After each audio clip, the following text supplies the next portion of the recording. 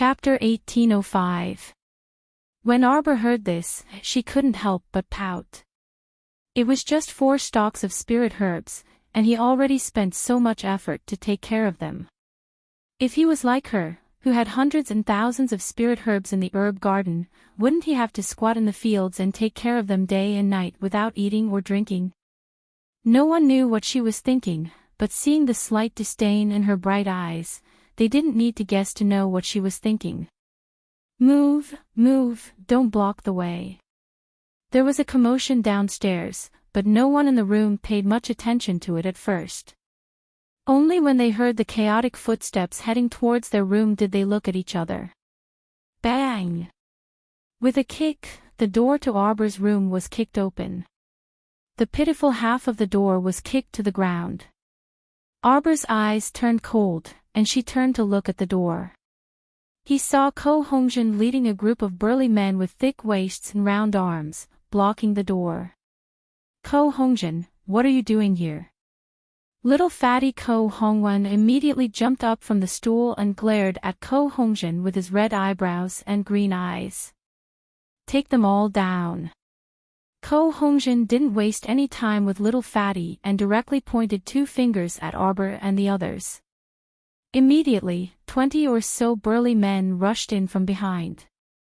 As if they were standard, their arms were exposed, revealing their bulging muscles. What are you doing? Little fatty shouted angrily. Ko Hongjin, you dare to mess around. I am messing around today, what can you do to me? Ko Hongjin shouted angrily. He had spent half a month with a fat pig's head. During this time, he had been ridiculed, spat, and ridiculed by many people, and he remembered all of it in his heart. The main culprit was this Ko Hongwen. He wanted this country bumpkin to regret offending the young master of the Ko family. Ko Hongjin. Little fatty was just about to pounce over when Qi Xianxian reached out and pulled him back. Arbor waved his hand, and more than 20 bodies securing talismans flew in front of the crowd.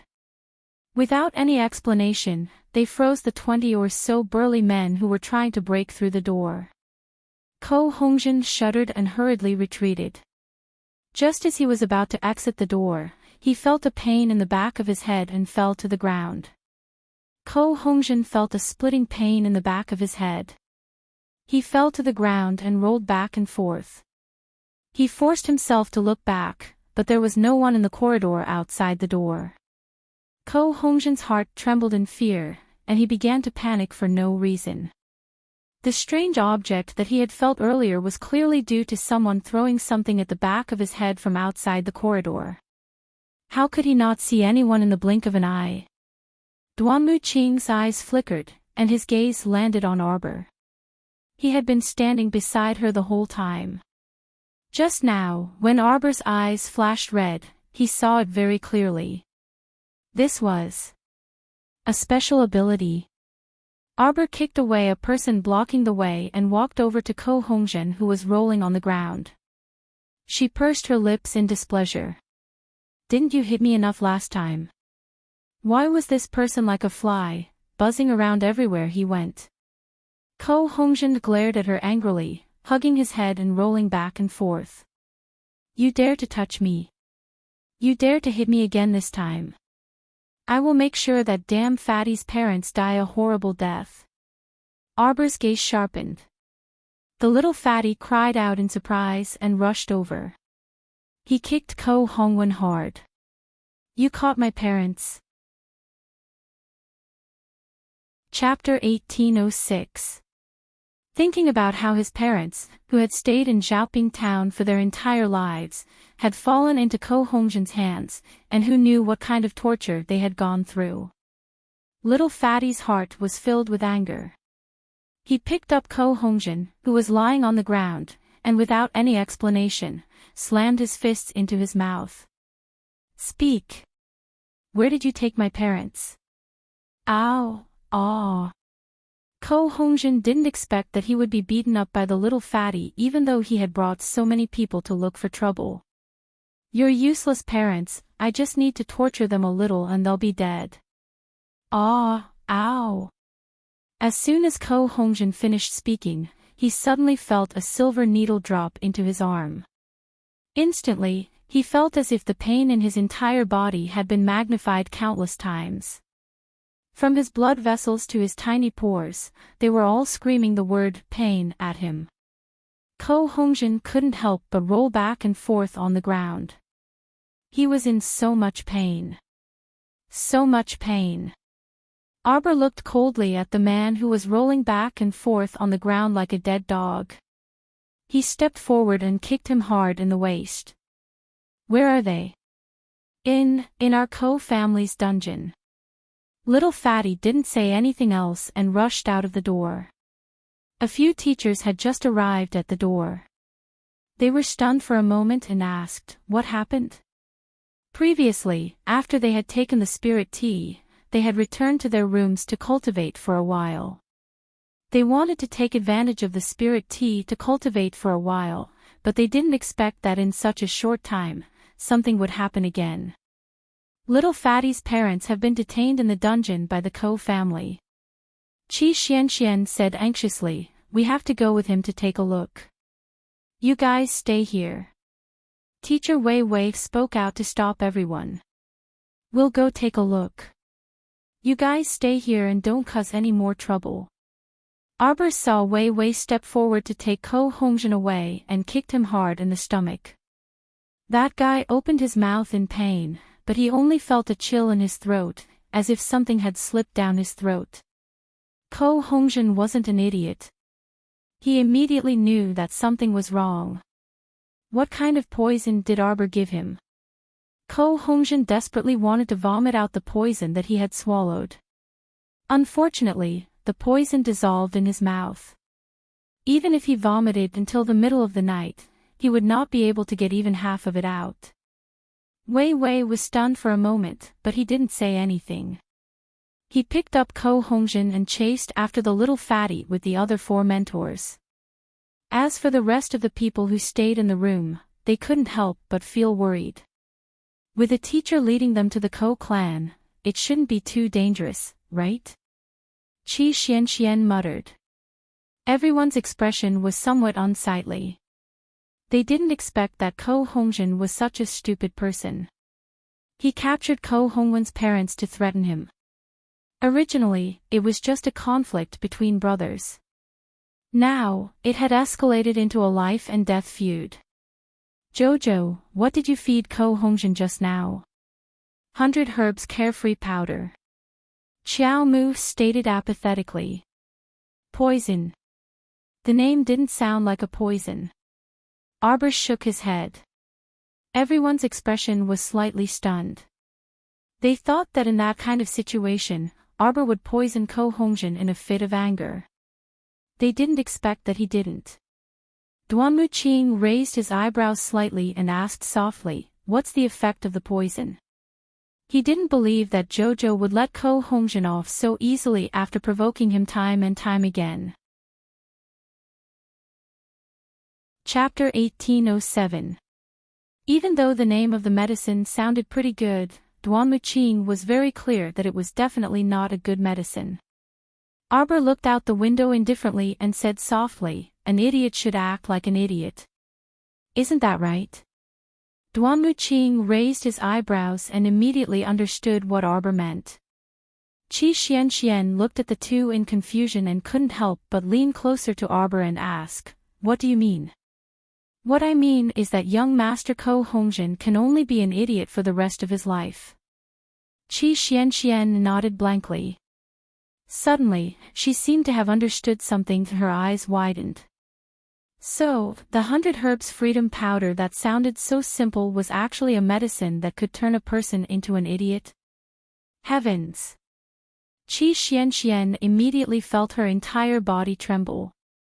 Ko Hongjin had turned into an idiot.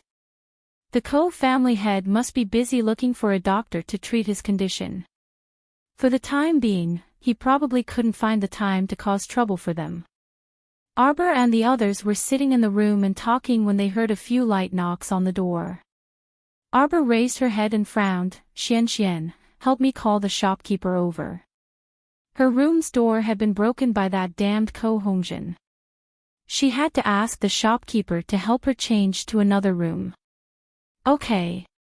Qi Xianxian ran out and exchanged glances with Steward Tang, who was standing by the door. Miss Chiao.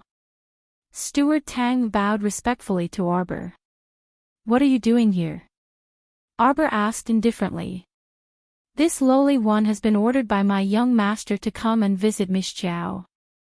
Steward Tang said respectfully. Now that you've visited, shouldn't you be leaving? Hua Tao said jokingly. Steward Tang's expression revealed traces of awkwardness. This lowly one will leave after delivering the gifts. With that, Steward Tang turned around and ordered people to bring a row of boxes of various shapes and sizes to Arbor. Steward Tang bowed respectfully and said, Miss Chiao, this old servant will leave now. Arbor nodded calmly. When Manager Tang was about to leave the room, he suddenly stopped in his tracks and turned around to say, Young Master also said that if Miss Chiao needs any help, you can go to Qianluo's underground battle arena to look for him at any time. Of course, if young master isn't here, this old servant can still help young lady.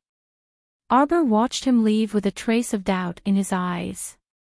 Was there something wrong with this Ding Ting Ding? Why was he being so nice to her for no reason? It really made people feel uncomfortable. Arbor raised his head and saw Qi Xianxian walk in with the innkeeper behind her. He said, Innkeeper, change my room tonight. It's a girl. On the other side, Hua Tao had long since lost his composure. He ran forward and rummaged through the gift boxes of different sizes. The gift boxes were piled up on the table, and most of them were spirit pills and miraculous medicines. Every item looked extremely precious, and he couldn't help but be speechless. Such a large sum of money was not something that a simple wealthy family could afford. It could be seen how wealthy and powerful this young Master Ding of Qianluo's underground battle arena was. Ah, that's right. Jojo, I forgot to tell you that we have already received the prize money. Qi Xianxian immediately beamed with joy when she mentioned this. Tomorrow, go to a random shop and ask the innkeeper to help me deposit the 2,800,000 spirit coins in my spirit coin card with you. I have 5 million spirit coins. It should be enough to spend. You can split the prize money. Arbor waved his hand and said. Chapter 1808. Qi Xianxian was immediately moved to tears. She held Arbor's hand and rubbed it, Jojo. Arbor looked at her speechlessly. He patted her head and said with a serious face, Don't be so stingy in the future. At this moment, Qiao Mu's small team was filled with people of considerable wealth. Each of them had at least a few 100,000 spirit coins on them. The few of them chatted for a while and looked at the sky outside. They couldn't help but feel worried. The mentors had followed Ko Hongwen to the Ko family for about 4 hours. They still hadn't returned. They didn't know if something had happened to them. Why didn't Mentor Wei Wei and the others let us go and help? Qi Xianxian muttered, The Ko family has so many people. They wouldn't attack them, right? With the mentors' cultivations, it shouldn't be a big problem. They were all great spirit masters. It should be easy for them to deal with a bunch of weak Ko family disciples. Then why aren't they back yet? Qi Xianxian said worriedly, I wonder how little Fatty's parents are. Jojo, Jojo. Little Fatty's voice suddenly came from the corridor. The shopkeeper led the group of people to her room. The little Fatty was the first to step through the door, carrying an old lady covered in wounds in his arms. Quickly put her on the bed. Arbor immediately stood up and said. Little Fatty placed his mother on the couch by the window. He rubbed his hands uneasily and said, Ciao, ciao ciao, my mother will be fine, okay? Arbor bent down and treated the wounds and blood on Ko Hongwen's mother's body. Superficial wounds are easy to treat. Auntie was poisoned. However, the poison used by the Ko family wasn't that strong. Arbor took out a small bottle of medicine and poured it down Ko Hongwen's mother's throat. He then turned around and threw the dirty cloth into the basin. This injury was caused by Ko Hongjin. Ko Hongwen's eyes were red. He gritted his teeth and nodded. However, that brat Ko Hongjin didn't end well either. I personally chopped off one of his arms. Let him be a cripple from now on. When he left, he heard the Ko family's patriarch howling as he hugged his precious son. Young Kai didn't know what kind of shock he had received. However, Ko Hongjin only had himself to blame for all of this. Arbor nodded and looked at him approvingly. That's right. You don't have to be polite to your enemies. Otherwise, only their own people would be hurt. After treating Ko Hongwen's mother's injuries, Arbor turned his head and his gaze landed on a skinny little old man beside Instructor Wei Wei. Uncle Ko is also injured. Come and clean your wounds. Thank you, thank you. Ko Hongwen's old father hurriedly thanked him and walked to Arbor's side and sat down. After cleaning Uncle Ko's wound as well and applying medicine, Xiao Mu then leisurely washed her hands before turning to look at Ko Hongwen. What happened? Speak. Ko Hongwen clenched his fists angrily. When we rushed there, the old bastards of the Ko family refused to admit that they had captured my parents. The instructors mediated with the Ko family for a while, but when they couldn't get through, they took action. By the time we found my parents in the dungeon, they were already like this. I told you not to talk nonsense with them. Arbor snapped. They attacked without talking nonsense. They were already back. Chapter 1809. See, we almost missed dinner. Arbor glanced at everyone unhappily. Qi Xuanchuan's eyes lit up when she heard this. Jojo's words meant that he had something good to eat for them. Qi Xianxian was already used to thinking that Jojo had a lot of good food around him. She had long forgotten about Arbor's unreasonable existence. Since she saw Jojo take out good food, she would just take it and enjoy it. Jojo, are we having a big meal today? Arbor glanced at everyone in the room expressionlessly and nodded reluctantly. Then, he looked at Zhou Danjin and the other teachers. Zhou Danjin hurriedly chuckled and said, "Little girl, we're all teachers and students of a top academy. We should definitely enjoy good times and bad times together." What he meant was that they were definitely going to freeload on this dinner. Humph, Xiaomu grumpily harumphed before turning to tell the little fatty, Auntie Ko can only take some liquid food. After 15 minutes, feed this bowl of congee to her.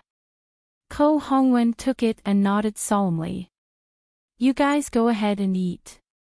I'll take care of my parents. Everyone knew that Ko Hongwen had something to say to his parents, so they nodded and tactfully left the room. The group walked into Qi Xuanchuan's room. Once they entered the room, they squeezed into a square table and sat down. Arbor began to bring out plate after plate of piping hot dishes under everyone's shocked gazes. Braised pork shoulder, stewed fish head, 8 side dishes, for desserts, and a big pot of steaming mutton soup. It was unimaginably sumptuous. Everyone thought that she had brought out all the food in her inner world. They did not know that she had an all-purpose food box with all kinds of delicacies in it. Let's eat. Arbor poked the stunned Qi Xianxian. You're amazing, Jojo. You've prepared so many dishes in such a short time. These. I didn't burn them. Just as she was about to say those words, Qi Xianxian patted her shoulder and said with a smile, You really are my omnipotent Jojo. Arbor was at a loss for words. He looked at them hesitantly. Zhou Dan picked up her chopsticks and started eating. Half of the braised pork shoulder went down her stomach, and she was speechless. My God, how long has it been since I ate so much fish and meat? This was not bad at all. How rare. The little girl had actually prepared a sumptuous feast for them. This could also be considered as respecting his teacher. Wei Wei calmly reached out his chopsticks to pick up the food. He looked much calmer than Instructor Zhou, but the speed at which he picked up the food was not any slower than Instructor Zhou. After everyone had eaten their fill, they didn't forget to leave some food for the little fatty. Everyone ate until their stomachs were round and full. After the meal, Wei Wei told the mentors about their plans to return to the lava mountains the next morning. Regarding this, the others did not have any objections. However, the little fatty said goodbye to them for the time being. He had to send his parents back to the Ko family in Zhaoping town first. The Ko family won't find trouble with them again. Arbor frowned and asked. If they dare, I'll chop off their limbs. Zhou Dan snorted. What kind of hero are they to make a move on two ordinary people who don't even have the strength to truss up a chicken? If the Ko family still wants that little bit of reputation, they won't be so ruthless. Arbor nodded in agreement. Chapter 18:10. On the other side, Prince Mo, who had been wandering in the starry sky for more than 20 days, was sitting under the twinkling stars. Occasionally, he would stand up and use his sword Qi to draw 2 strokes under the starry sky. At first glance, it looked very strange. However, if one took a closer look, they would find that Prince Mo's sword Qi was very regular. The pebbles on the ground were all divided into 9 grades by his sword Qi. Very quickly, these broken pebbles floated around him, and quickly circled around a few stars in the air. Whoosh! One of the stars lit up for a moment, then jumped out from the other stars and slid to the side. On the ground that was illuminated by the star, a small circle of light suddenly appeared. If one didn't look carefully, they would never see the jade talisman array flying around the circle of light. Each of these jade talismans was only the size of a star. They were mixed in the starry sky, so it was impossible to see them clearly. It was really difficult to distinguish them when they were mixed in with the stars. However, with Prince Mo's current eyesight, he could still see the difference between the two after careful observation. This astrolabe was like a natural array. It included 81 small arrays. Only by finding the only way out of this array could one walk out of this starry sky. For this reason, Prince Mo, who only knew a little about arrays, spent more than 20 days here before he found something. As for the others, they were not in the scope of his control. Mo Lien stepped into the jade talisman array. He felt that his body seemed to be gently pulled by a force, and then suddenly disappeared into the night sky. When he opened his eyes again, he saw the little Tai Sui standing aside and staring at him with a sullen face. Stupid! What took you so long? The little Tai Sui said grumpily. The others have come out. They're all waiting for you. Oh. Prince Mo raised his eyebrows slightly and glanced at the little Tai Sui. Who came out? These lighthouse keepers didn't need to crack the astrolabe formation at all. Unlike him, who had to calculate the location of the life gate again and again. If he made a mistake, he would have to start all over again. Humph, little Tai Sui coughed uncomfortably. I don't want to waste my breath on you. Come with me. After saying that, he lifted his short legs and walked forward valiantly. The two stopped in front of an arched door. Little Tai Sui pointed at the door and pursed its lips. Theoretically speaking, as long as you shatter this door, we can all be teleported out. It does sound quite simple, Mo Lien said with a faint smile as she glanced at little Tai Sui. What about in reality? It's actually a bit difficult. Little Tai Sui snorted. Take me for example. I once used all my strength to hit this door, but unfortunately, it was useless. How did that Saint Beast get out? How would I know? Little Tai Sui was instantly enraged. What's the point of saying so much? Why don't you give it a try? Mo Lien swept a glance at the taut little Tai Sui before taking 2 steps forward and unhurriedly pushing the stars on the door. That's right, this door was inlaid with tens of thousands of stars, making it appear as if there was no pattern to them at all. Humph. Little Tai Sui sneered, do you think you can open the door just by randomly touching the stars on this door?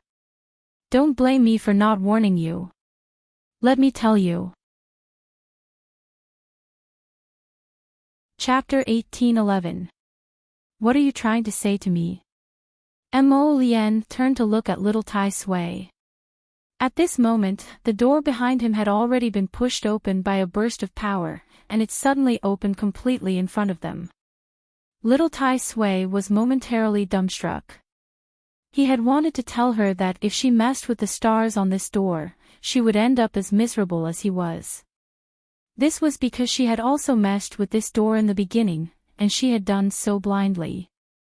Initially, she would have been able to push the door open slightly with all of her strength, but who would have thought that her careless movements would cause the door to become several million kilograms heavier?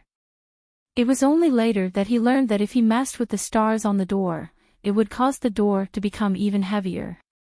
Kiki was this Crown Prince Mo, so how did he know? Furthermore, the speed at which he cracked the restriction came a little too quickly, right? Little Tai Sui's mouth gaped open, and it finally couldn't help but ask, how did you know how the stars on this door were originally arranged? You didn't walk through the starry sky realm. I did walk through it. Little Tai Sui pursed its lips. But so what? What the hell does walking through the starry sky realm mean? TSK, this person is really ridiculous. You just have to walk through the starry sky realm. Prince Mo turned to him with a faint smile. Little Tai Sui turned its head in disapproval. Then, as if a thought had occurred to it, its eyes abruptly widened. You're not trying to tell me that the arrangement of the starry sky realm is exactly the same as the stars on this door, right? Mo Lien nodded. That's exactly the case. A surprised expression immediately appeared on little Tai Sui's face, and it stared at Mo Lien as if she were a monster. You? Don't tell me you remember the arrangement of all the stars under the starry sky realm. What else do you think I do? Mo Lien glanced at little Tai Sui with an indifferent expression. Little Tai Sui was instantly rendered speechless. What else could it say? Wasn't this person's memory a little too exaggerated? It wasn't like he hadn't been to the starry sky before. The moment he walked in, the sky was filled with stars. They all looked the same, and he couldn't tell who was who.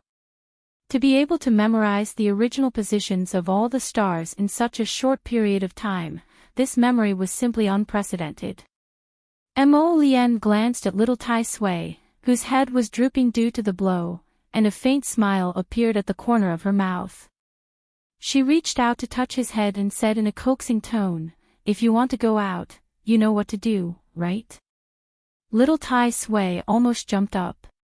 Its face flushed red as it angrily said, Who wants to go out? Humph. I never thought about it. Oh, then we'll part ways here. Mo Lien waved at him, then turned around and saw the Luo brothers running over. She nodded and said, let's go. Little Tai Sui couldn't help but panic at the sight of Enlin abandoning it without any hesitation. There was a hint of anger in its voice as it yelled, wait. This stinking brat, not only did he have the guts to stroke his head, he even dared to leave him behind without saying a word. I'll go out with you. The Luo brothers immediately expressed their boundless welcome. Little Tai Sui, it would be great if you could join us. Remember to be more polite to our boss in the future. Let's talk outside. Mo Lien's body flashed, and she was the first to emerge from the starry gate. Chapter 1812. Wait. Wait for me. A feeble voice came from behind them. Mo Lien turned around and saw the disheveled Dao Wuji stumbling over. That guy's face was ashen, and he was in a sorry state. Not only was his body covered in a sticky green substance, but his hair was also disheveled. He looked as if he had been ravaged thousands of times. Behind him, a huge morning glory opened its mouth, revealing 2 rows of jagged steel teeth. It wriggled its branches as it chased after the unlucky Dao Wuji. Boundless Blade stumbled and stumbled as he ran. He scrambled to Mo Lien and subsequently hugged his thigh as he screamed repeatedly, eldest brother, save me, eldest brother." Everyone looked at him speechlessly. How could this old fellow call him big brother when he opened his mouth?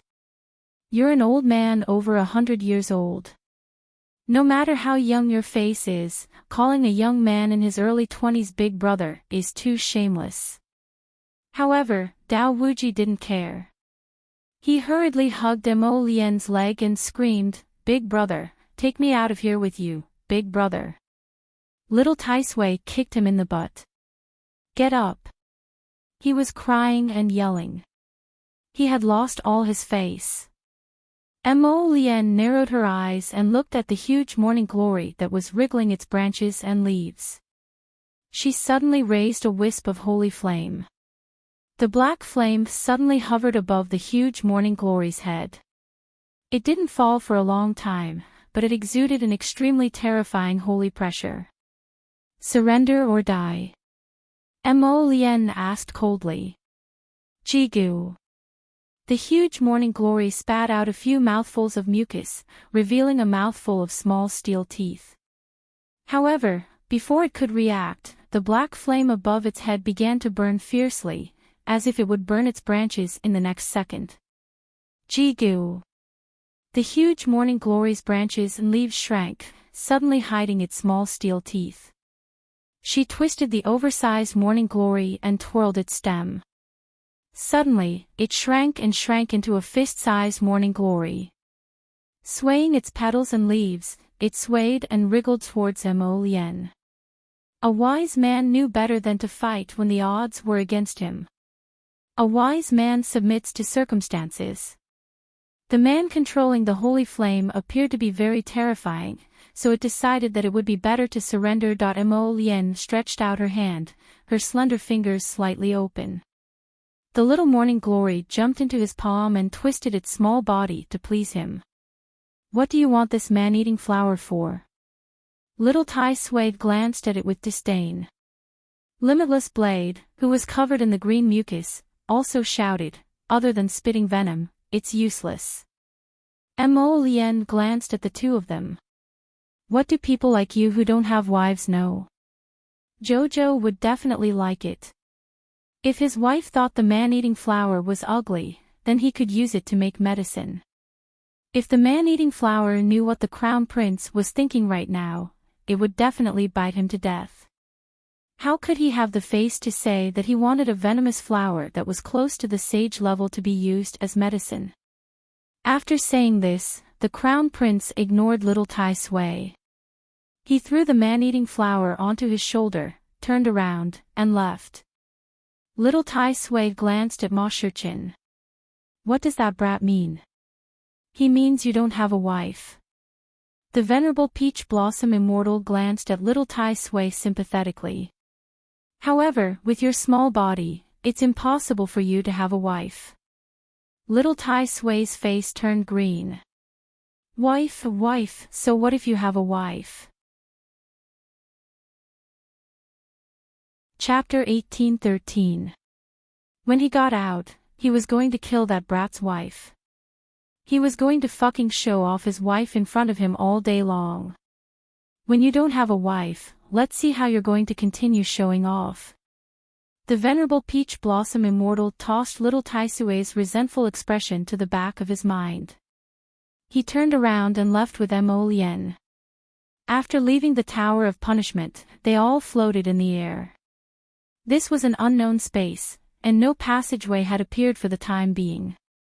Their surroundings were pitch black, and they couldn't tell where they were. Little Tai Sui snorted. Although you passed the Tower of Punishment and can come out, that doesn't mean the Heavenly Tao will let you go so easily. A freak like you shouldn't even exist in this world. Mo Lien waved her hand, and a helmet-like thing slowly appeared on her head. Little Tai Sui stared at her in confusion. What is this thing? As soon as he said that, a thunderclap boomed in the air. Before anyone could react, a bolt of lightning fell from above their heads, crashing into them with a rumble. Dao Wuji spat out a mouthful of black ash. His entire face was charred black by the lightning. Why did you strike me? Dao Wuji pointed to the sky and cursed innocently. Then, another bolt of lightning struck him, and he fell to the ground with a thump. All of the tower guards who had followed Crown Prince Mo out of the Pagoda of Punishment had suffered a calamity. Including Little Tai Sui, the Luo brothers, Thin Monk, the Ginkgo Fairy, and the Peony Fairy, they were all unlucky. Bolts of lightning struck everyone as if they didn't cost anything. The Heavenly Tao was enraged, as if it wanted to strike these traitors to death. Meanwhile, Crown Prince Mo stood on the side with a leisurely expression. The helmet he was wearing just so happened to perfectly block the thunderclap. Mo Lien sighed softly and shook his head as he watched those people hopping about in the midst of the thunderclap. What a pitiful bunch. Didn't they know the Heavenly Tao would go crazy? So many people were teleported out of the Tower of Punishment all at once. How could they not be struck? TSK, they didn't even have any protective equipment, yet they dared to follow him out of the Tower of Punishment. Serves them right for being unlucky. Prince Mo stretched out his hand and brushed his robe, which did not have a single wrinkle, before he turned around and walked into the depths of the void expressionlessly. He didn't know which unknown space this was, but as long as he found the passage to Shantian Prefecture, he should be able to see his wife very soon. However, the Crown Prince frowned slightly. The passageway might not be easy to find. Crown Prince's section break. As for the people from Arbor, after they returned to the Lava Mountains, their days in the top academy slowly quieted down. Ever since they returned to their own academy, not long after that, they didn't know if that group of deceitful mentors had found their conscience, but they actually brought a few workers to repair their mud house. Of course, the repairs wouldn't be very good, but compared to the previous mud house, the small dormitory now had a roof over its head, and it had all the necessary tools for daily life. The mentors of the 5 spiritual schools took turns to personally guide them on how to use their spiritual power in battle, and how to make the most of their spiritual power. Arbor stepped up his cultivation and spent his free time refining pills and drawing talismans. He calmly and nervously passed 3 months. On this day, when the 8 of them were sparring in pairs, the elusive Principal Yunfei, who had disappeared for more than 3 months, appeared and brought them news about the Academy's ranking competition. Chapter 1814. There's a big change in the Academy ranking tournament this time. The large number of preliminaries have been cancelled. Yun Fiang said calmly. The top 3 academies in the last 6 prefectures ranking tournament, Shantian Prefecture's Sunlight Academy, Ani Prefecture's Juching Academy, and Polan Prefecture's Heavenly Bestowing Academy, have unanimously finalized a unified plan. They've decided to have all the participating students head to Polan Prefecture's Dai Zong Mountain to jointly eliminate a zombie base. This corpse puppet base was gradually formed 3 years ago. Because it wasn't cleaned up immediately, there are now corpse puppets of all sizes gathered here. I'm afraid there are hundreds of thousands of them. As soon as Yunfei finished speaking, the expressions of Qi Xianxian and the others changed. But for some reason, the zombies in this zombie base on Dai Zong Mountain didn't run out. Instead, they're peacefully stationed in the mountain. Yun Fiang's voice paused slightly. The Polan Prefecture's Prefecture Lord contributed 1 million spirit coins to invite the major forces of the 6 prefectures to work together to clear this zombie base. Yun Fiang smiled faintly, the Heavenly Bestowing Academy has proposed that the preliminaries of this Academy ranking tournament be changed to a zombie clearing competition. The more zombies cleared within 15 days, the higher the chance of advancing to the semi-finals. When Qi Xian and the others heard this, they were immediately displeased. Oh, it's obvious that their prefecture lord paid 1,000,000 spirit coins to find someone to clean up the corpse puppets. That Heavenly Bestow Academy gave the job to us students. Then are they going to pay up? Pay, of course they're going to pay. Yunfiang nodded slightly. You can rest assured that even if the Poland prefecture doesn't pay up, the instructors will get it back for you. He made it sound as if they were relying on these two to clear the fees to survive. Arbor raised her hand to rub her small nose. She turned to leave expressionlessly, but was stopped by Yunfiang. Jojo, come with me. Arbor followed Yunfiang out of the training ground and followed him all the way to the cliff of the academy peak. The two of them stood with one in front and one behind. Yunfiang turned to look at her and asked with a smile, "How have you been in the academy for the past 3 months?" Arbor nodded slightly, indicating that she had been doing okay. Yunfiang glanced at her and couldn't help but smile. "Do you have any plans?" Arbor's face was calm. "I want to participate in the academy ranking competition." Not only did he have to participate, but he also had to strive for a good result and obtain the qualifications to go to Brinthid Island. Then let's see if the spirit energy in the island's spirit domain is enough for Chio to absorb. If it's not enough, I'll think of something else. She wanted Chio to get better. For the sake of Chio, she was willing to invade a base of 100,000 zombies. So what if she had to invade a base of 1,000,000 zombies? Yunzong laughed and nodded. What I mean is, I recently heard that you're Dean. The fire instructor who rushed over suddenly interrupted Yunfiang and bowed. Dean, Master Wu Yan is back. Oh, please, Yunfer said quickly. He turned to Arbor and nodded. You can go first. Arbor nodded. Knowing that Yunfei had something to do, he quickly left. In truth, Yunfiang previously wanted to tell her that he had recently heard that some of her senior sisters from the Holy Water sect were currently in Poland Manor. Did she plan on meeting them? Unfortunately, he was diverted before he could finish speaking. Yunfiang hastily returned to his cloud mooring cliff and immediately saw the white-haired elderly man sitting at the small table in front of the house quietly drinking tea. Chapter 18:15. Great Master Wu Yan. Yun Shuang saluted the old man. The old man stood up with a faint smile and returned the salute. Principal Yun, it's been about half a year since we last met. I heard that this year, the top academy took in a few students with decent aptitudes. I really must congratulate you, Principal Yun. Yun Shuang waved his hand with a smile. They're just a bunch of worrying children. Great Master, I wonder if you found the guiding herb you need this time. The old man sighed. After I heard about the bloodshed vermilion fruit, I traveled day and night to get there. Unfortunately, I didn't even see a single leaf. Yun Shuang sighed. That pill, does it not need the bloodshed vermilion fruit as the guiding herb? Can it be replaced with something else? Something else. Great Master Wu Yan sighed. Something else is even harder to get. For example, the longevity fruit, or the phoenix blood shark pearl.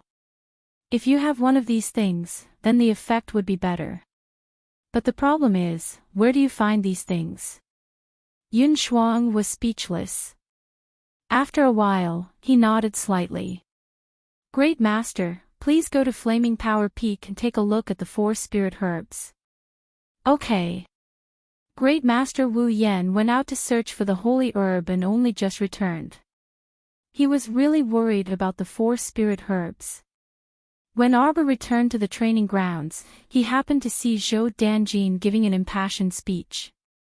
Students, what's in front of you is an opportunity.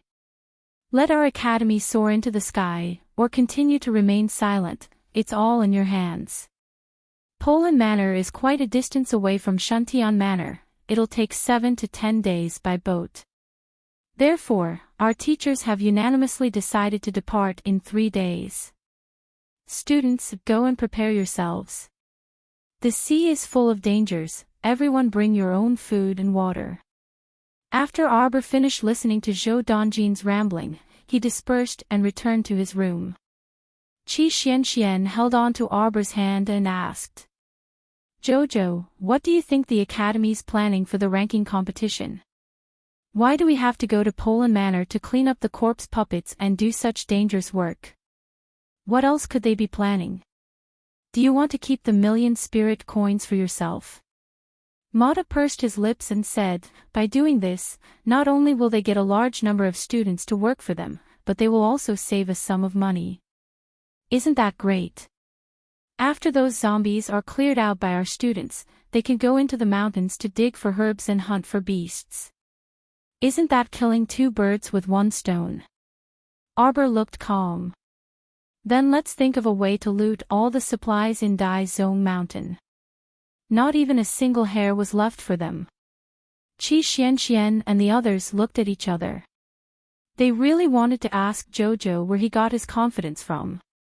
They didn't even know how big that mountain was, and they still wanted to rob the entire mountain. It felt a little funny.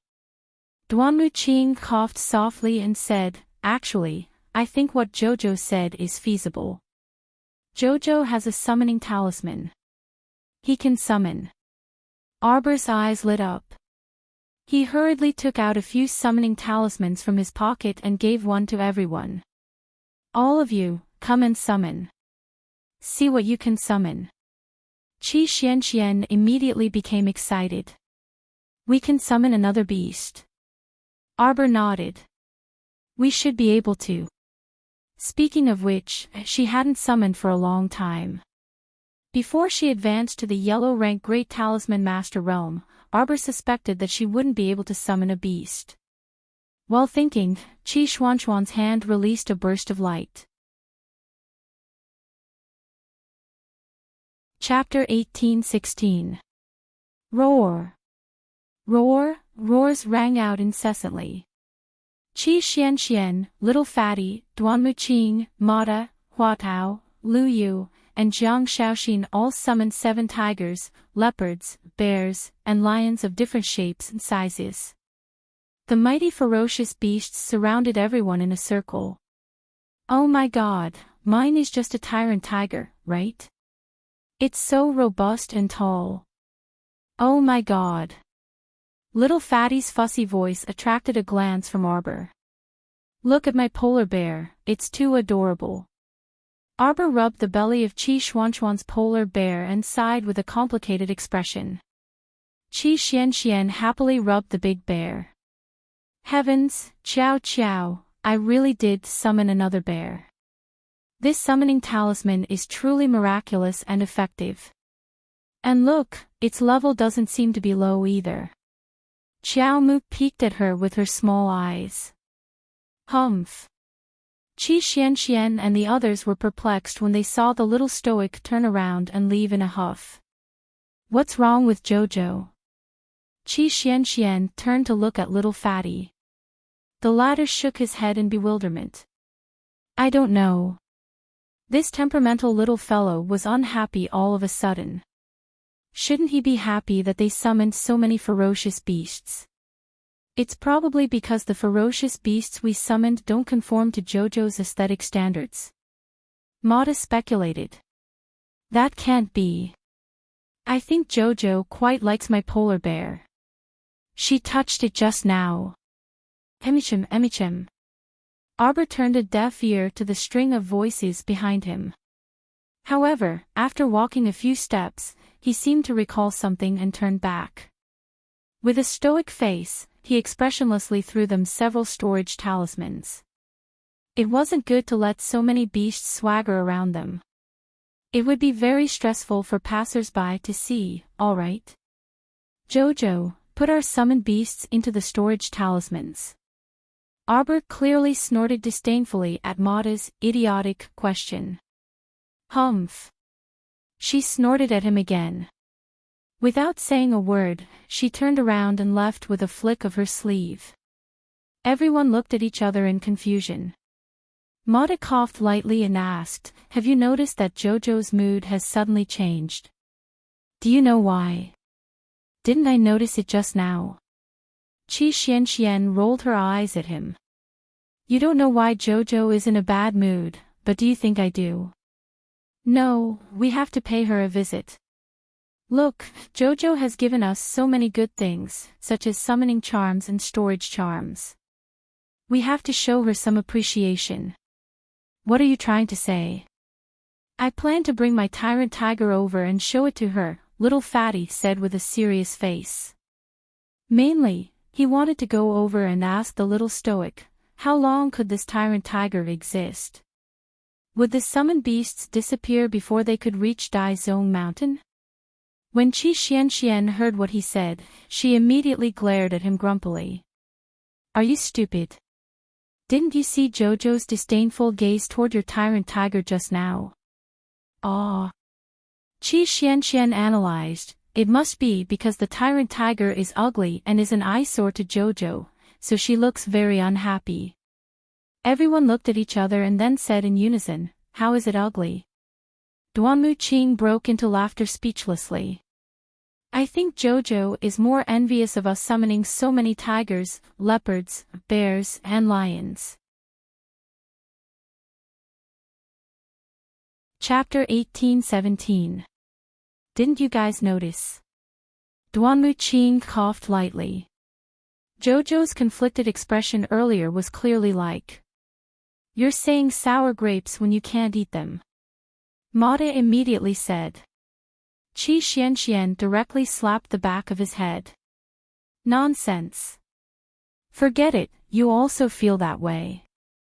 Mada rubbed the back of his head and glanced irritably at Qi Xianxian. "Humph. I can't be bothered to argue with you guys. How could Jojo possibly envy us? Look at how many beasts she has." Qi Xianxian suddenly couldn't continue. "You guys noticed, right?" Mada rubbed his chin and chuckled mischievously. "The beasts around the little stoic are all pocket-sized. So cute. How can they be like the one I summoned? Bah, the ones around Jojo are all divine beasts and holy beasts. However, holy beasts were all so cute. Can you tell? Look at how much Jojo likes that big snow leopard. Who knows, every time Jojo summons it, he can't summon anything good." Mada, the king of analysis, said with a chuckle. "You." Qi Xianxian pointed at him. After a while, she suddenly burst into laughter. "I think your analysis is pretty good." Everyone couldn't resist roaring with laughter. Mada rolled his eyes at them. "If you want to live a good life, remember what I said. You absolutely can't show off your beasts in front of Jojo in the future. Emichem. Unless it's absolutely necessary, I won't summon my big bear." Qi Xianxian joyfully stroked the storage talisman in her hand, feeling inexplicably happy. A storage talisman wasn't something that just any cat or dog could possess. Moreover, she saw that the storage talisman Jojo gave her had an especially large space. After storing her polar bear inside, there was still a lot of space and could store many resources. Everyone happily returned to their rooms and slept until dawn. When they woke up, their moods were especially good. When Qi Xianxian pushed open the door to her room, she saw Jojo walking past her expressionlessly after washing his face. "Qiao." Qi Xianxian stretched out her small hand, but was completely ignored by Qiao Mu. Qi Xianxian didn't know whether to laugh or cry as she watched the little stoic haughtily walk past her without even looking at her out of the corner of her eye. It was all his fault. He had summoned a bear that Jojo didn't have. Jojo was jealous. Cough. Qi Xianxian approached Arbor with a fawning look on her face. She was still holding a basin in her hands. She had only wiped half of her face when she smiled and said, "Jojo, let's talk about something." The little fellow snorted and completely ignored Qi Xianxian's hot face. He walked past her expressionlessly. Qi Xianxian. He turned around and saw little Fatty and Duanmu Qing walking over with helpless expressions. Qi Xianxian casually wiped her small face and hurriedly placed the basin on the ground. She looked at Duanmu Qing speechlessly and said, "Didn't talk to you guys. You didn't see it yourself just now." Little Fatty rolled his eyes and said, "She completely ignored us." Qi Xianxian couldn't help but want to laugh. Why did it feel so funny when this little stoic was willful? "You're still laughing." Fatty glared at her and said, "Be more serious. You can't laugh anymore. I'm telling you, this matter looks quite serious right now." "I'm not laughing."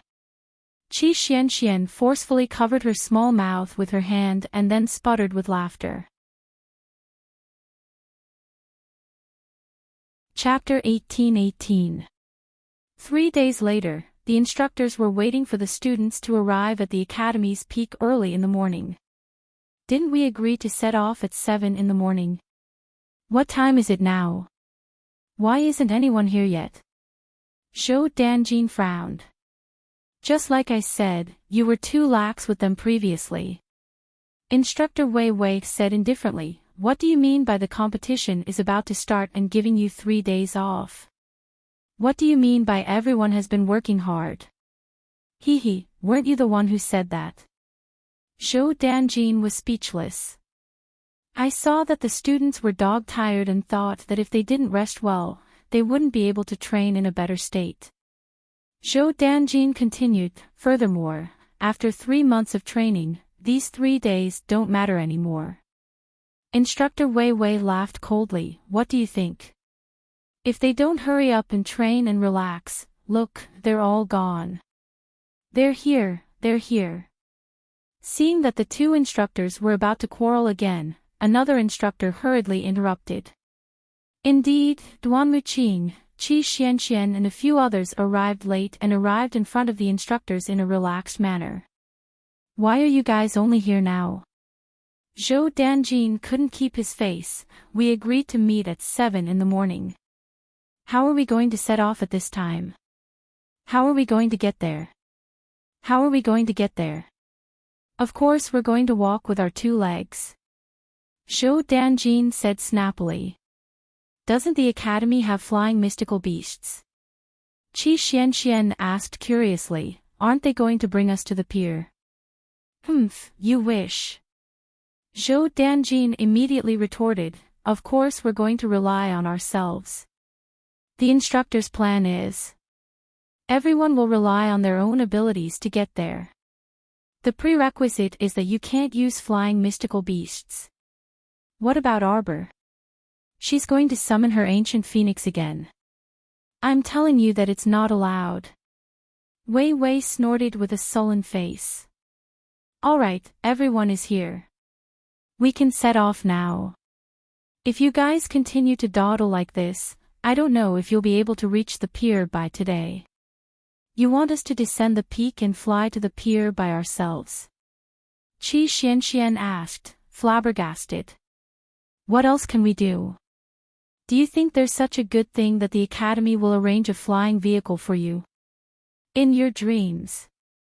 Zhou Danjin unhappily retorted Qi Xianxian. There was nothing else but the anger he had suffered from Wei Wei earlier. He could only get it back on these students. None of them were easy to deal with. Look. Originally, he had fought to give them 3 days off, but in the end, even their bones were lazy. "Instructor, are you guys all right?" The little fatty could not help but exclaim, "We'll have to fly 2 or 3 times from here to the dock. How could they get there before dark?" The neurotic instructors were starting to do unreliable things again. Wei Wei remained silent. Zhou Dongjin's face was also solemn. He snorted, "What? Why are you so frightened by such a small problem? It's only 2 or 3 Anka cities. You're already spirit masters, so why can't you fly?" No, it wasn't that they couldn't fly, but where was their conscience to train them like this? Didn't the academy have flying magical beasts? Where are the people from Arbor? Wei Wei suddenly asked in a low voice. The little girl had left the group again. Just say that stoic face was disorganized and undisciplined. Look, he dropped the ball at the crucial moment. Chapter 18-19. I'm already here. Are you all blind? A chilly voice suddenly came from above. Everyone looked up. Fuck, wasn't this little stoic carrying a small blue and white bag and standing in the air above the treetops? Moreover, she really was prepared to fly. The corner of Instructor Zhou's eyes twitched. Why are you carrying a bag? Don't trashy instructors like you like to seal other people's mystic conscience the most and then make them enter the mountains to train? How could she not be on guard after knowing your shitty natures? She did have Paradise Planet, but she couldn't expose it in front of others. Carrying a bag was just for show, just in case. Instructor Zhou silently rubbed his nose. Emichem, you're very well prepared. Jojo. Qi Xianxian smiled fawningly at Xiaomu, but the little fellow turned her small head to face the back of her head, apathetically ignoring her. Everyone. What should they do? The more they looked at this little fellow, the cuter she became. She was clearly the one who took out a bunch of summoning talismans and suggested that they summon beasts, but after summoning a bunch of ferocious beasts, she was so hilarious that she actually treated them like strangers for 2 to 3 days. This little fellow was probably thinking, you guys are so annoying to see. You always like to appear in front of me. Cough, Jojo, we still have to fly to that whatever the nearest dock is in a while. It's quite far from Anka City. Why don't you come down first? Otherwise, you'll run out of spiritual energy halfway. What kind of joke was this? Of course, flying consumed energy. If it wasn't mystic energy, then it was spiritual energy. Of course, spiritual realm cultivators could naturally fly further than mystic cultivators. Moreover, spiritual realm cultivators consumed much less mystic energy when flying than mystic cultivators. Therefore, among this group, Qi Xianxian, a level 14 mystic cultivator, was probably the one who would suffer the most. She might also be the one who would run out of energy halfway. Worry about yourself. Xiao Mu expressionlessly glanced at the little fatty before landing in front of Qi Xianxian with a whoosh. She stretched out her small hand to grab Qi Xuanxuan's hand and soared into the sky again with a whoosh, leading the way down the academy peak. Yun Fiang chuckled as he looked at the little fellow's back and praised, "What an energetic child." Wei Wei and the others silently glanced at the dean as they silently ridiculed in their hearts. The one who was truly blind was probably this Dean Yun. Energetic. Energetic my ass. You can see vitality on that paralyzed face.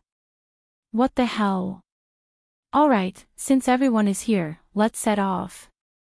As soon as Zhou Danjin finished speaking, he saw that none of the students paid any attention to him. They all soared into the air and followed Arbor down the mountain. Zhou Danjin was speechless. Could he give him some face as a teacher? A bunch of traitors. Ha, ha. The teacher from the Fire Spiritual Faculty smiled and tried to smooth things over. The dean is right. It's a good thing that the children are energetic. Alright, let's hurry down the mountain. After bidding farewell to Dean Yun, the instructor of the 5 Spirit faculty hurriedly chased after the group of students. Wei Wei snorted and said, "This bunch of brats. They're flying so fast now, but they don't even think about whether they'll run out of energy halfway." 4 hours later, the first one who couldn't fly anymore wasn't Qi Xianxian, but the little fatty. The moment he fell, everyone also fell from the sky and looked back at the little fatty, whose face was flushed red and sweating profusely. Ciao, ciao ciao, you're flying too easily. This week, the author was delayed by private matters and couldn't find time to write more every day. I'll give you 8 chapters tomorrow. Good night. Chapter 1820. One had to know that Arbor was carrying someone. Qi Xianxian landed on the ground with a stupefied expression. She turned to look at Miss Qiao and stammered, I didn't use any mystic energy. That's right, she didn't use any mystic energy and was completely carried by Miss Qiao. Didn't this situation feel strange? Miss Qiao was carrying a person and flying for 4 hours without even panting. This situation wasn't very normal. Arbor glanced at them expressionlessly. Are we still flying? Wei Wei frowned and sized up the little girl. Logically speaking, they had already flown for 4 hours, it was impossible for her to not be tired at all. Looking at the little girl's pink and tender face, there wasn't the slightest bit of change. This was too disgusting. Cough, why don't we rest for 15 minutes and let Hongwen recover his spiritual energy before we continue? Little Fatty nodded while sweating profusely. Okay. Arbor naturally didn't mind. Since they said they wanted to rest, then she followed suit and rested. Everyone couldn't help feeling stifled when they saw her closing her eyes to rest without saying a word. They wanted to ask her why this little fellow didn't even pant after flying for such a long distance. Shuntian Prefecture's terrain was extremely vast, but the distance between the cities was very far. They had already flown a long distance away from Anka City, but they were still at least 4 to 6 hours away from the pier. Although Duanmu Qing and the rest weren't dog-tired like Little Fatty, they were truly exhausted and had used up quite a bit of mystic energy. At this moment, Lu Yu and Jiang Shaoxin both took out a bottle of spirit rejuvenation liquid and silently drank 2 mouthfuls. The instructors had tried all sorts of ways to train this bunch of miserable fellows. Originally, it would only take about 4 hours to carry them on a flying eagle. It wasn't strenuous at all, but now 15 minutes later, Arbor opened her eyes. Everyone's attention was on her, only to see her taking out a porcelain bottle and eating something that looked like a white candy bean. Fly. Arbor turned to look at the instructors. The fire spirit faculty instructor's square face twisted slightly. Then, he nodded and said, Okay, you can begin. Without another word, Arbor grabbed Qi Xuanxuan's hand and pulled her up into the sky again. Everyone was speechless. I'll make a move first. Everyone could only see the little girl pulling Qi Xianxian along as they glided across the sky like a swallow. In the blink of an eye, they were already several feet away from them. After a few more breaths of time, the little girl had already flown out of sight. Everyone stared blankly for a while, looking at each other. Instructor Hu of the Fire Spirit Department finally couldn't hold it in any longer. He coughed and said, Instructors, don't you think that this little girl Arbor seems to be flying a little too fast? Doesn't this consume spiritual energy? Hurry up. Zhou Danjin jumped up and hurriedly chased after him. As mentors, if they couldn't even fly a little girl, wouldn't that be too embarrassing? Little Fatty said with a bitter expression, Why do I feel like Jojo definitely didn't use spiritual energy to fly? She most likely used some other method but didn't tell us. That's right. Ma Ta immediately agreed. This little fellow flew so easily. No matter how you look at it, there must be something going on. We should chase after her and ask her clearly. As they spoke, they flew up one after another. Chapter 1821. Phew, wait for me. The little fatty wiped the sweat off his forehead and ran 2 steps. Then, he clumsily flew up and chased after the group. If he could, he really wanted to beat up Instructor Zhou, who came up with this rotten idea. After another 4 hours, everyone finally arrived at the 10-mile port one after another. The sun was setting. There were no less than 100 large boats docked at the 10-mile port, rippling with the light water. On the surface of the sea not far away, there were several pleasure boats for sightseeing. It looked like they were brightly lit, and there were even singing voices of female singers coming from there. The group only rested for a quarter of an hour in the middle of the journey. Actually, they didn't eat or drink at all. When they arrived, not to mention the students, even the few instructors felt that they couldn't take it. Wei Wei didn't show any expression on his face, but he was probably cursing in his heart. He had already given Instructor Zhou a good scolding for coming up with this rotten idea. This old fellow came up with this rotten idea. Not only did he not take the instructors out, he even said that the instructors should set an example and train with the students. Wei Wei's old waist was about to break. He felt as if he had also been trained by Zhou Danjin, this idiot. When Instructor Wei Wei arrived, the first thing he saw was Arbor sitting on a stone block at the mouth of the port, leisurely chewing on 2 carrots. Qi Xianxian was squatting beside her, eating a meat bun happily. Seeing them like this, Wei Wei's mood immediately became complicated. Needless to say, Qiao Mu, this freak, had a pretty good cultivation. She was so young, yet she didn't feel the slightest bit of exhaustion after consuming 8 hours of flying. Furthermore, she could fly even more effortlessly than the instructors. What kind of rice did this little freak eat to grow up? The instructors arrived one after another. When they saw Arbor and Qi Xuanxuan's leisurely appearance, they really had mixed feelings. Who the hell were they training? Why did they feel that this student of theirs was completely fine? There wasn't even a trace of fatigue on her face. On the other hand, the instructors had flown so hard that their faces were all green. Why did they all look so sullen? After waiting for a few more students to arrive, the little fatty finally ran over, panting heavily.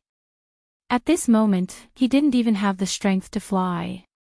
Even if he drank 2 bottles of spirit recovery liquid, it was useless. It was best to sit down and drink a cup of Jojo's spirit tea. That would be great. Arbor slightly raised her eyelids and glanced at everyone. She turned her head and continued chewing on the carrots in her hand. Zhou Danjin's eyebrows slightly. Let's all rest first. I'll go ask the boatman. Little Fatty sat down next to Qi Xianxian. He took 2 deep breaths and asked, Xianxian, why you and Qiao Qiao arrived very early?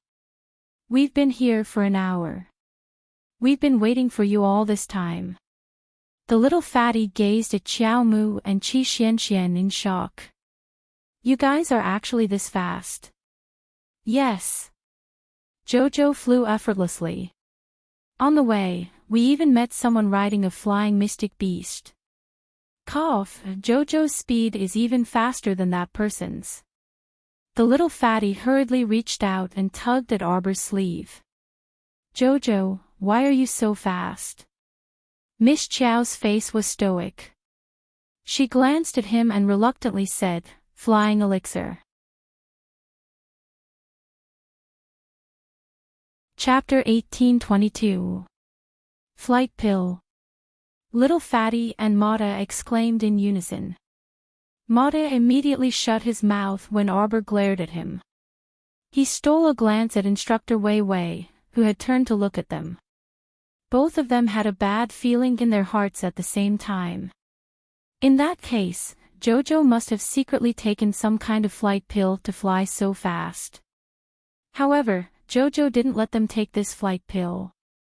Was this to punish them for summoning the beasts earlier? Instructor wants to train you, Arbor said expressionlessly. It was fine if she secretly cheated alone, but if she cheated with a group of people, wouldn't the instructors be able to tell at a glance? At this moment, the instructors were only suspicious of her. They hadn't figured out how she could be so relaxed and fast. It should be known that people who took this high-grade flight pill could fly for at least 4 hours unimpeded, and their flying speed was comparable to some flying mystic beasts. This pill was special and practical, so not many people knew about it. Xiao Mu had ingested 2 of them in total, and she had only produced 7 of them using the rainbow mushrooms that she currently had. Now that she had used 2, she only had 5 left, so she had to use them sparingly. The rainbow mushrooms planted on Paradise Planet weren't ripe yet, so they naturally couldn't be used. Little Fatty glanced at Arbor resentfully. "Jojo, if the cheating instructor makes us fly back again, can you tie a rope around my waist and drag me from afar?" Arbor's lips twitched. She almost couldn't maintain the serious expression on her stoic little face. She hurriedly steadied her emotions and looked up and down at the miserable little fatty with a serious expression. Only then did she nod reluctantly. The others couldn't help but be speechless. Little fatty wanted to make an appointment with Jojo now, right? But they really wanted Jojo to tie a rope around his waist and drag them all along. In any case, Jojo had taken the flight pill, so it probably wouldn't be difficult to drag a bunch of people along. After a while, Instructor Zhou walked back with a chuckle. "All right, I've already contacted the ships. The fare to the Poland mansion is 100 spirit coins per person. Come, hand it over to the instructor in order. Later, the instructor will pay the captain." Qi Xianxian couldn't help but cry out, "You have to pay for this. How are you going to get to Poland Manor if you don't pay the ferry fare?" Zhou Danjin snapped back at her. "Isn't this a warm-up for the academy ranking competition? Why do poor students like us have to pay for the road?" Zhou Dan really wanted to spit on Qi Xuanxuan's face. "Poor student. Where's your face? Who doesn't know that you little bastards have earned a lot from the underground arena hegemony tournament? Now, he even dared to complain about being poor. Forget it." Instructor Zhou's face darkened as he said angrily, "Pay up. 100 spirit coins per person, no less." Qi Xianxian could not help but retort, "Teacher, we are fighting for the honor of the academy. Why do we have to pay out of our own pockets?" Teacher Zhou coughed and said, "You've all seen the situation in the academy. All right, don't talk nonsense, pay up. We still have to talk to the captain. The ship is about to depart tonight." Everyone looked at each other and reluctantly took out their money pouches. Qi Xianxian rushed to pay Arbor's ferry fare and couldn't help but grumble to Instructor Zhou. Chapter 1823. "Instructor, if we win against the other academies at Mount Daizhong, does that mean the academy will pay for our return trip?" Wishful thinking. Instructor Zhou gave them a sideways glance. Without another word, he took the money bag and went back to find the boatman. Qi Xianxian made a face at his back and stuck out her tongue. "This stingy Instructor Zhou. Every time I ask him to pay, it's as if I'm asking for his life." "That's right." Mata snorted. "Let's go. Let's get ready to board the ship. To be honest, it's a long journey to Poland Prefecture. It's too generous to charge you 100 spirit coins for each person. You want me to subsidize another lunch?" "No way, no way." Food was so precious now. Even if it was just a white steamed bun every day, it wasn't something a boatman like him could provide. When Arbor and the others boarded the ship, they saw Instructor Zhou talking to the boatman with a pockmarked face. They covered their faces with their hands and walked past Instructor Zhou, pretending that they didn't know him. It was too embarrassing that this stingy instructor was wishful thinking. He wanted others to pay for their meals. It would take at least 7 days to get to Poland Prefecture by ship. If there were any changes at sea, it would be uncontrollable. "We have to get to Mount Daizhong before the end of November. Please speed up along the way." Instructors show and the boatmen chattered endlessly in front of the cabin.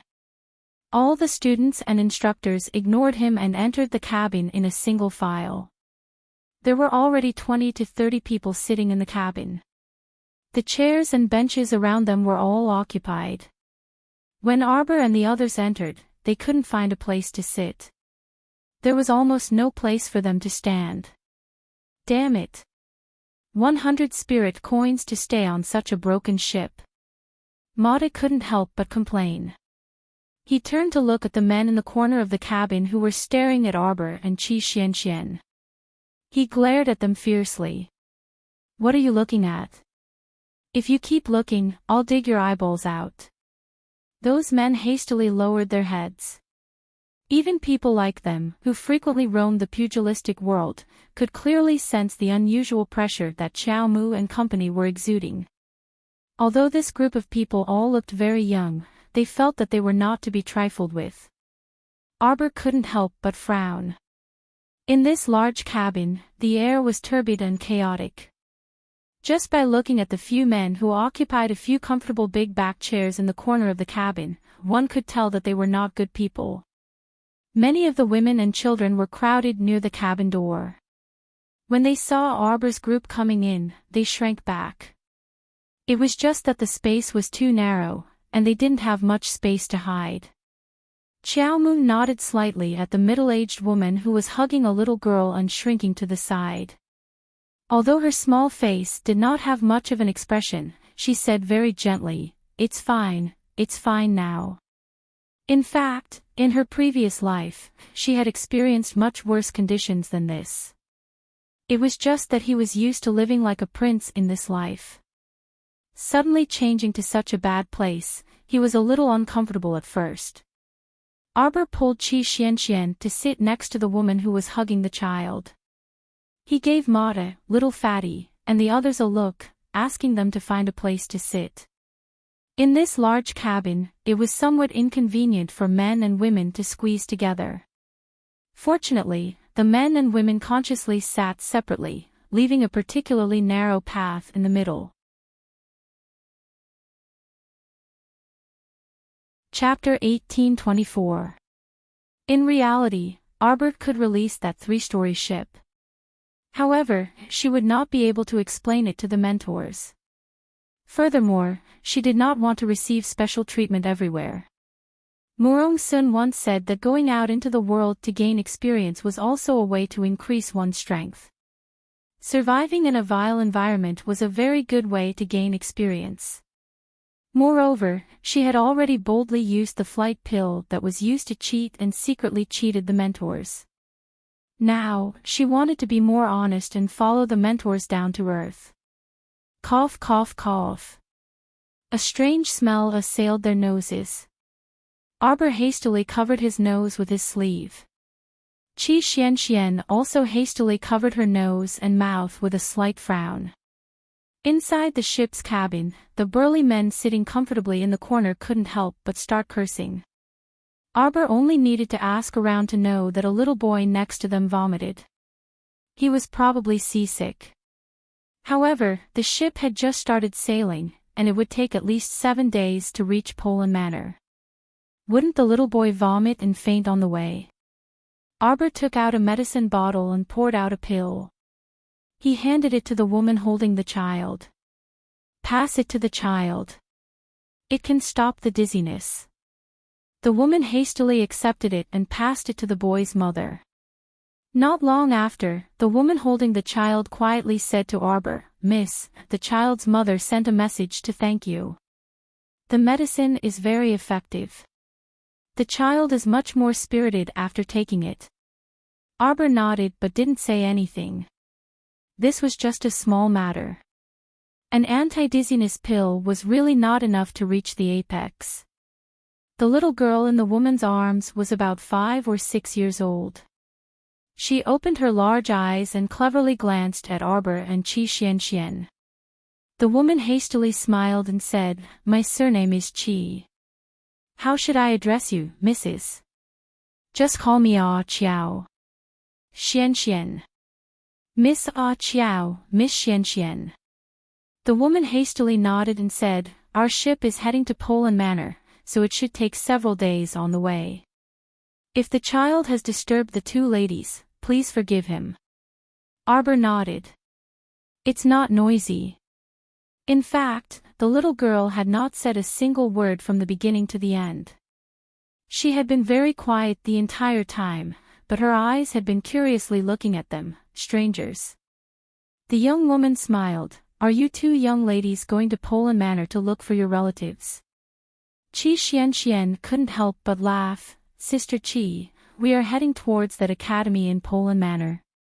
Chi Xian had forgotten the name of the school and hurriedly turned around to ask Arbor. "Heaven Bestowing Academy?" Arbor said expressionlessly. "Ah, yes, yes, yes. It's that heavenly academy." He didn't know what they were up to all the time. They had changed the rules of the competition at the last minute and had to enslave this group of students to go to Mount Dai Zone to beat corpse puppets.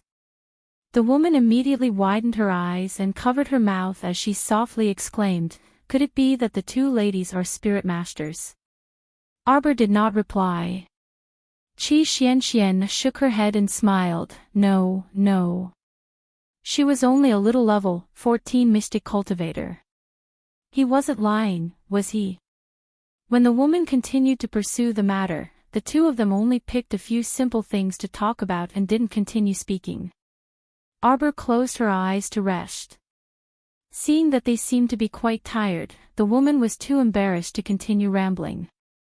Arbor couldn't help but inwardly sigh in relief. In reality, she wasn't someone who liked to chat with people. Chapter 1825. The next day, the weather outside looked pretty good. Arbor and Chi Xian did not want to stay in the cabin anymore, so they walked out of the cabin and went to the deck to get some fresh air. The weather in November was just right for the weather. The sea was slightly cold, but for cultivators like Arbor and Chi Xian, it was not much of a difference. When the two of them went to the deck, they noticed that there were already a few umbrellas on the deck. A group of young people were sitting under the umbrellas, drinking and having fun. When they saw Arbor and Chi Xian, the group of young people's eyes lit up. One of them hurriedly stood up and said, "Two ladies, I didn't see you yesterday." Chi Xian was stunned. She pulled Arbor back and whispered in her ear, "Looks like there's a single VIP cabin on this ship." Unlike them, who had spent the night in the cabin with a swarm of people, these young masters must have spent the night in the VIP cabin. Last night, they were the last batch to board the ship. At that time, the sky was already dark. Naturally, they did not see this group of young masters who had already returned to their cabins to rest. Chi Xian snorted and pulled Arbor to the back of the ship. She was not familiar with them, so there was no need to greet them. Arbor naturally did not have any objections. She was too lazy to talk to this group of people. Wait, two ladies, please wait." At this moment, the other person spoke up. In a flash, he had already arrived in front of the two of them and extended his hand to block their path. "What do you want?" Chi Xian asked impatiently. It must be fate that we meet. Our young master Zhang would like to invite the two ladies for a drink." Arbor was expressionless. Chi Xuan's face was filled with anger. She waved her sleeves and brushed away the man's hand. "Where did this pervert come from? Why aren't you scramming?" That person's face immediately turned ugly. The young man who was called Young Master Zhang could not help but frown. He stared at Arbor and Chi Xian, as if he was unhappy that the two of them did not give him face. How could Chi Xian care whether young Master Zhang was happy or not? It was even more impossible for Arbor to do so. He didn't even glance at them from the corner of his eye. The young master who stopped the two of them couldn't help but feel a little angry. "Ladies, you probably don't know the identities of us brothers. This is Zhang Wudan, the second young master of the Zhang clan on Hongyuan Island. I am Tai Feng, the son of Shuntian Prefecture's head steward. Arbor silently glanced at the person who was talking non-stop and glanced at Qi Xianxian from the corner of his eyes. Xian immediately understood, and without another word, she sent a flying kick over. Tai Feng was caught off guard and was sent flying by Qi Xianxian's kick, crashing heavily into an umbrella. The entire deck was filled with cries of surprise. Tables collapsed to the ground, and cups and plates were scattered all over the place. Qiao Mu hastily tugged at Xuanxuan's leg and promptly slipped away. After entering the cabin, Arbor could not help but facepalm. Why did you kick him? Qi Xianxian looked at her with a dumbfounded expression. You just gave me a look, and I immediately understood. Aren't you asking me to kick him? Arbor was speechless. This sister only wanted you to stop talking nonsense with him. Indeed, in this world, other than young Master Mo, there was no one else who could understand her gaze. I will give you 2 more chapters in the morning. I won't talk about this week's troubles. Talking about it makes me cry. I only have time to write at 10 p.m. every day. Chapter 1826. Then what should we do now? Qi Xianxian leaned close to Qiao Mu's head and muttered softly. What else could they do? They could just treat it as if nothing had happened. Arbor glanced at her, and Qi Xianxian immediately understood and nodded. All right. Then let's drag little Fatty and the rest down with us. If those people come to provoke us, we brothers and sisters will beat them up together. Arbor was speechless. Why did he feel that he was speaking in a different world from Xianxian?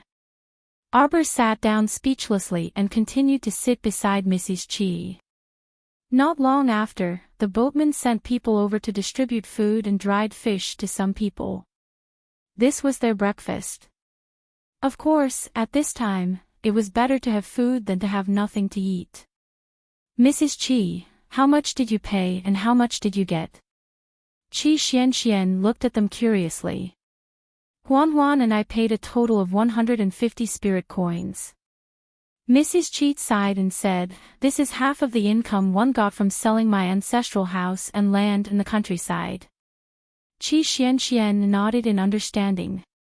This ship captain's fee is quite high. However, Mrs. Qi said, you can't say that. After all, the journey is quite far. Furthermore, this ship captain has been sailing in this sea for many years and is very experienced. As long as we can reach Poland Manor safely, we don't ask for anything else. Qi Xianxian nodded. That's true. Ladies, do you want some dried fish? Mrs. Qi saw the 2 of them sitting beside her and asked embarrassedly. Oh, no need, no need. Qi Xianxian hurriedly waved her hand and said, we just ate a little. Let Huan have some. The fishy smell of the dried fish was extremely strong. Qi Xianxian felt dizzy just by smelling it. Furthermore, the mother and daughter only ate this much for breakfast. Why would they fight for food with a child? Huan, don't eat too fast. Mrs. Qi patted her daughter's head and said with a smile. Move, move, move. A few angry curses came from outside the main cabin. Following that, the cabin door was pulled open.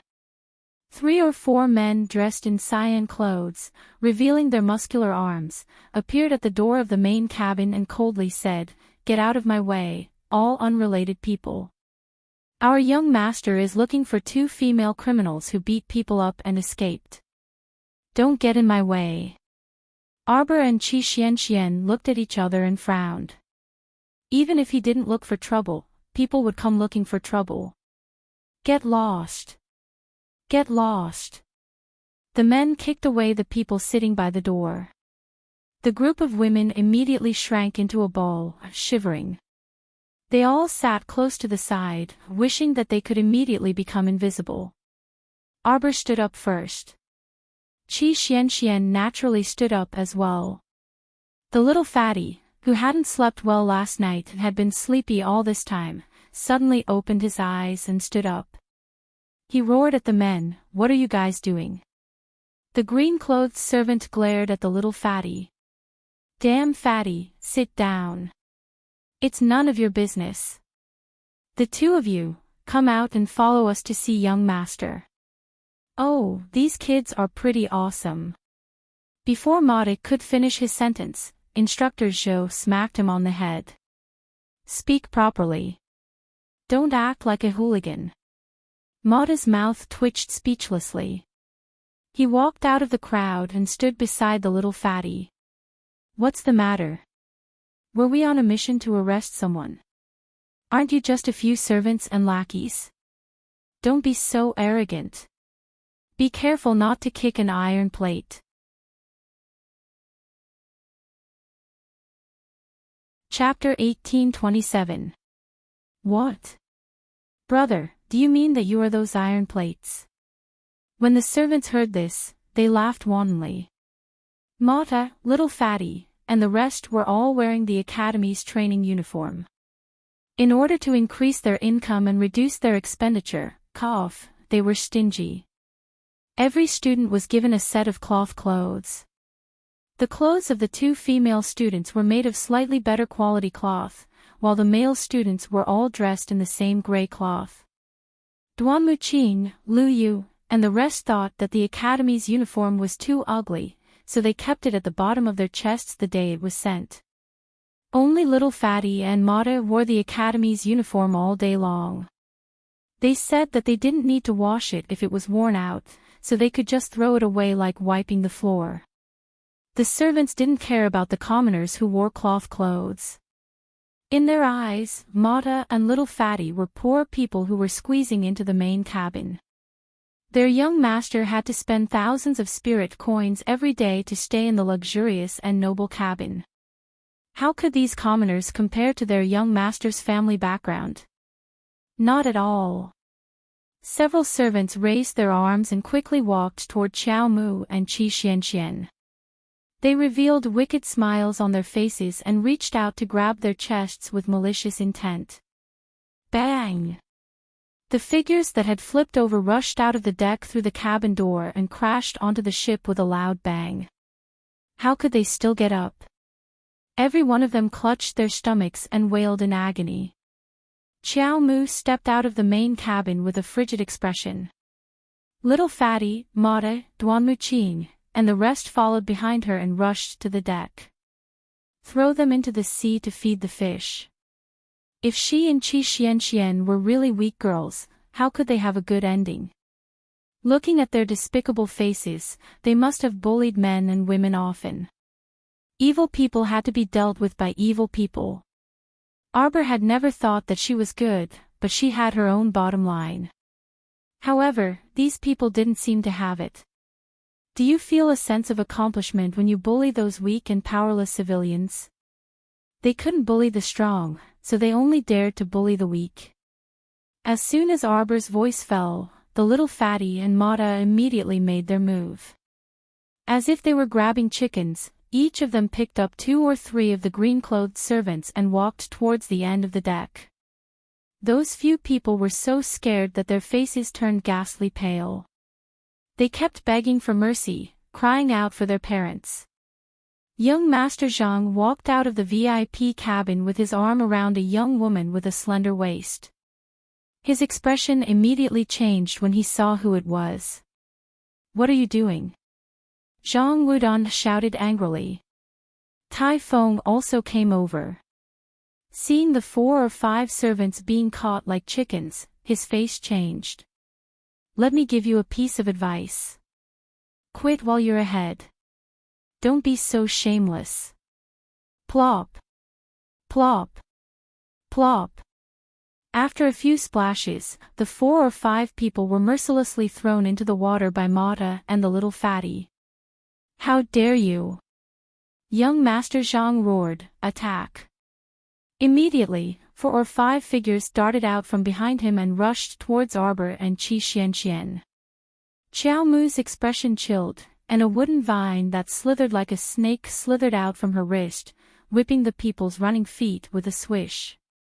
Paw! Immediately, one of them was tripped by the wooden vine and fell heavily to the ground. Arbor didn't say anything else. She raised her knife and cut off one of that person's ears. A trace of fierceness flashed across her eyes. Kill them. Make up for yesterday's 2 changes.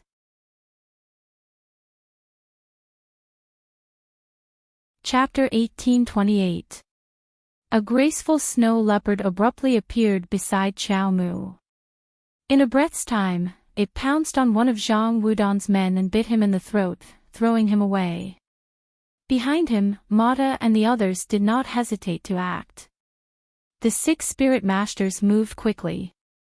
In less than a second, the 4 or 5 men summoned by Zhang Wudan were all taken care of. Spirit energy circulated in their hands as they looked coldly at the pale-faced Zhang Wudan and Tai Feng. Zhang Wudan immediately took a few steps back in a panic and asked timidly, who are you? Someone who wants your life. Mata's water ball hit Zhang Wudan's chest without warning, sending him flying out and crashing onto the deck, rolling back and forth in pain. Mata stepped on Zhang Wudan's back and took out a dagger from his sleeve. He gestured back and forth in front of Zhang Wudan's frightened face. I told you not to be so arrogant.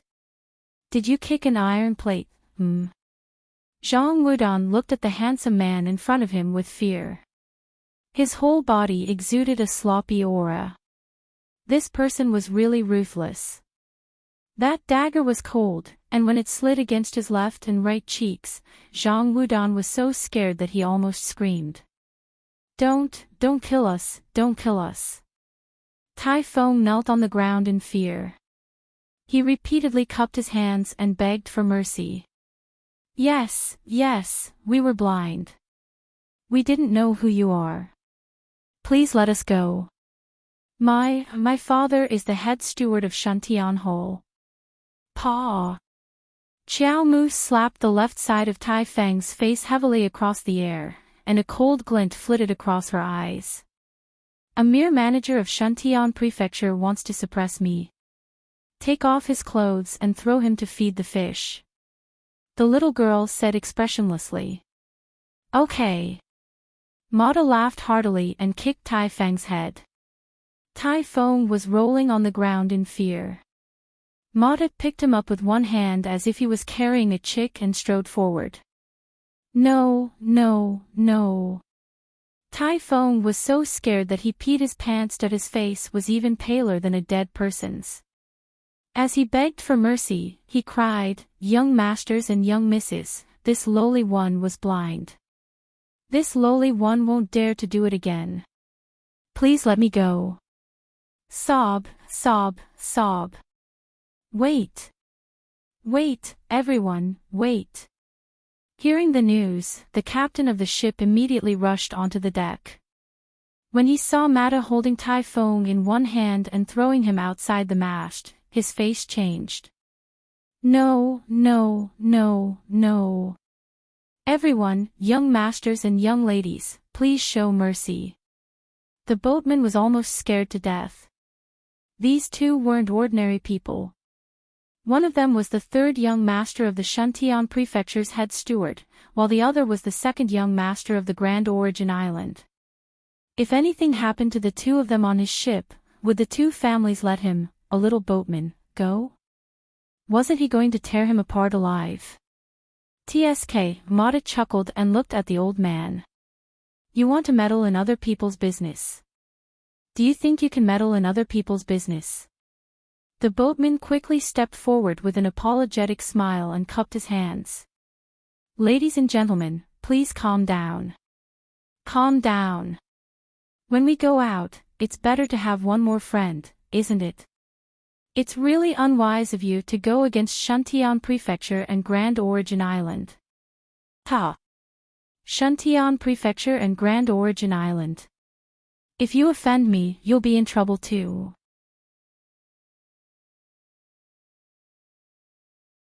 Chapter 1829.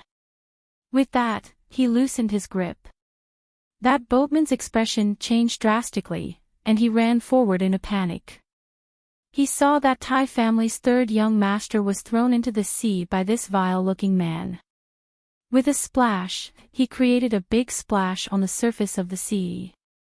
Arbor's lips curled up, and he casually flicked a pill into the sea, a cold smile on his lips.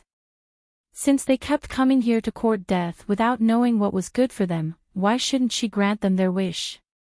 On the other side, the little fatty also kicked Zhang Wudan into the sea, startling that frail and delicate girl into shrieking. Arbor swept a cold glance over, and coldly said, "You want to play in the sea too?" That girl immediately didn't dare to speak. She shut her mouth tightly, hugged her head, and shrank to one side, looking at Arbor's group before her as if she was looking at a ghost. "Hurry up and save them, hurry up and save them for me." The boatman anxiously cried out, and hurriedly ran, instructing the assistant beside him to lower the small boat, while he planned to jump onto the small boat to save them personally. "Ah! Boss, look!" Suddenly, a worker let out a cry of alarm. The boatman's heart immediately thumped, and when he looked at the sea with furrowed brows, he almost spat out a mouthful of old blood. He saw that on the surface of the sea, dozens of sea sharks had gathered out of nowhere, baring their sharp teeth, and were tearing at Zhang Wudan and Tai Feng in the sea. Both Zhang Wudan and Tai Feng were shocked, and their hearts were filled with fear, but in the face of the sea sharks' attack, they still unleashed their greatest survival instincts. The two of them jumped out of the sea at the same time. However, in less than a second, they crashed heavily into the sea. Only then did they realize that the mystic energy around them had been sealed by someone. Ah! Zhang Wudan only felt that a piece of her left leg was bitten off by a sea shark. After fresh blood flowed out, it attracted carnivorous fish from all around, and they quickly surrounded them. How would the boatman dare to get off the boat to save them at this time? He was just an ordinary commoner, just slightly more powerful than the average person. Even young Master Zhang and young Master Tai couldn't deal with Hai Sha, so how could he win? However, he couldn't just stare blankly and watch the two people fight to the death with the shark in the water. If this matter were to spread out, he reckoned that he would be killed 4 or 5 times by Shun Tianhal's great manager. Quick! Save them! Save them! How do we save him, boss? With so many sharks below, who would dare to go down? The few crew members felt their eyelids twitching wildly. If they continued to attract sharks, perhaps their small ship would be attacked by the sharks and capsized. Don't fucking bullshit. Hurry and save them. Drag them up, drag them up. Use the sling. Get the hook over here. Quick, quick, quick, quick. The boatman hurriedly took the tools handed over by the crew and threw them into the sea, which immediately caught young Master Zhang's collar. Everyone worked together and pulled young Master Zhang out of the sea. At the same time, a small sea shark was also pulled out of the sea because it was biting young Master Zhang's left leg. Ah! Zhang Wudan let out a mournful scream. One person and one sea shark fell onto the deck at the same time. The boatman hurriedly called for the crew members to surround and attack that sea shark, chopping it into several pieces with a flurry of blades. Everyone heaved a sigh of relief at the same time.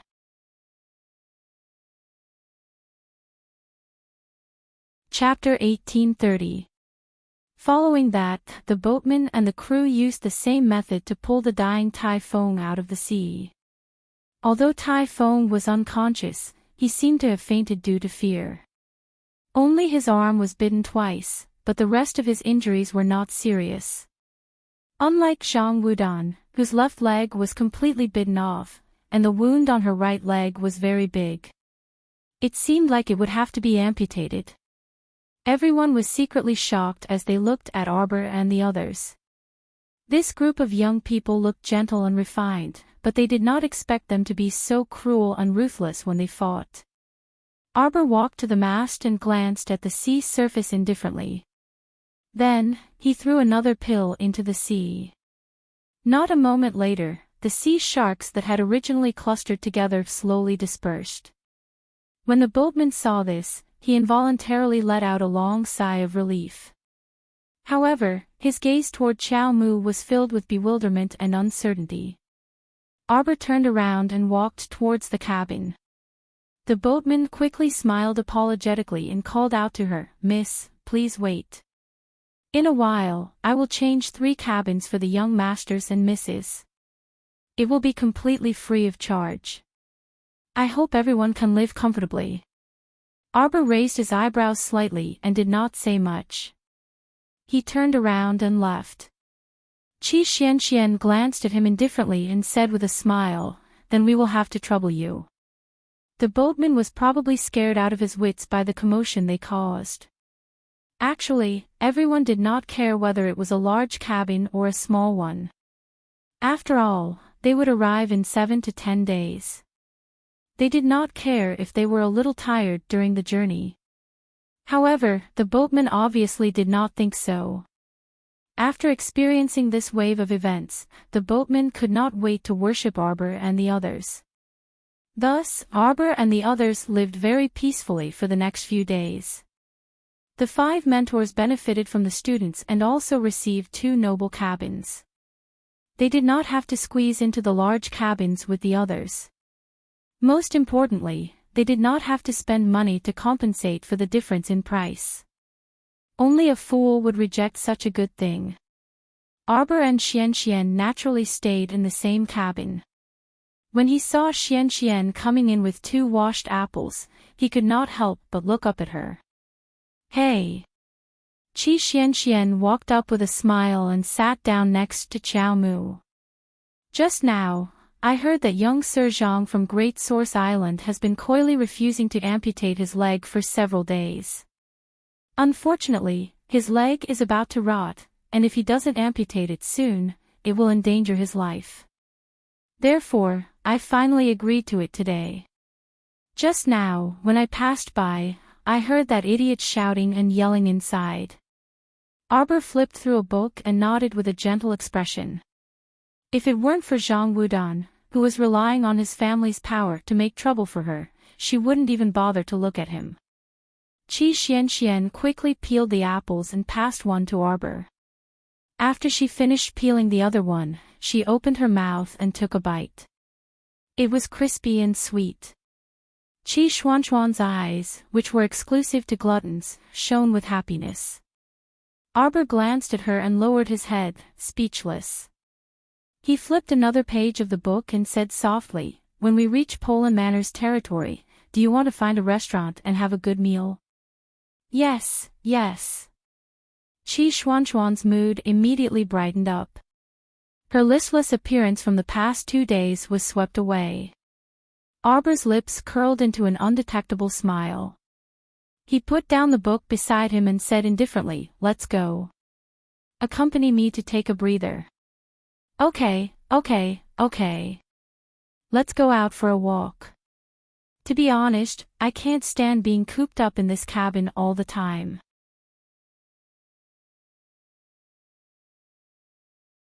Chapter 1831.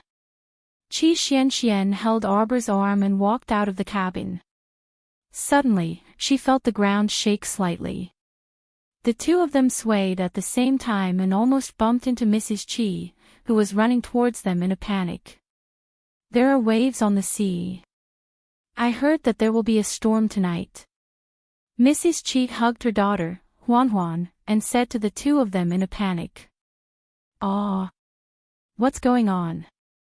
Mrs. Qi said in a panic, "I heard it from someone else. We can only find out the exact situation from the captain. I'll go and see what's going on." Arbor said and left quickly. When she found the captain, who was sweating profusely at the back of the ship, He hurriedly explained to her that no one predicted a storm when they left the ship. Arbor hurriedly gathered the mentors and friends and glanced at Qi Xian. Xian hurriedly said to everyone with a serious expression, looking at the sky, "It does look like it's going to change soon. Everyone, be careful. Prepare your things as soon as possible and dress up neatly.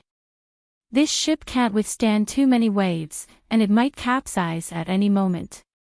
Arbor nodded and added a few more words before asking them to go back to their rooms to replenish their energy. In the evening, the waves on the sea grew bigger. Everyone felt their hearts beating wildly as they sat on the ship. A few of them even vomited. The sound of the waves crashing against the ship could be heard. Everyone in the cabin was tense. As for Qi Xian and the rest, they were all worried sick. How could they sleep? Thus, they all gathered together. Should we summon the flying mystical beasts later? They were surrounded by water. The only way to escape was to summon the flying mystical beasts. Forget it. Qi Xian snorted.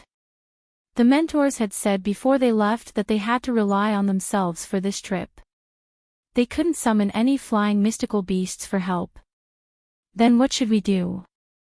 Little Fatty shouted, "Do the mentors mean that we have to think of a way to cross the remaining sea?" "I think that's what the mentors mean." Lu Yu nodded and said, "If we could summon the flying mystical beasts, we would have done it from the start." Sigh. Everyone sighed in unison. They couldn't help but grit their teeth when they thought of the deceptive methods of those few instructors. While they were talking, everyone clearly felt the hull of the boat shake heavily, and the bumps became more and more severe. "It's over. It's over. You won't be able to get through the night." "Prepare to save him," Arbor said as he stood up. "It's not like you can't summon flying Xian beasts." Hua Tao was speechless. "Why don't we discuss this with the mentors? We can't be so inflexible. Now that the situation is urgent and special, we should." Dong dong dong. After a few knocks on the door, Zhou Danjin and the other instructors walked in. Zhou Danjin raised his eyebrows and asked, "What are you all doing here at Jojo's place? Tell us about the current situation. It seems like the wind and waves are getting stronger. I wonder if the boat will suddenly capsize in the middle of the night." All the students, No matter how unreliable he is, can he be more unreliable than you bunch of useless teachers? However, as mentors, we still have to explain the rules of the trip to you. If any of you summon your mystical beast during the trip, then don't blame the mentors for being merciless and deducting 100 credits from you. Arbor and the rest rolled their eyes at him.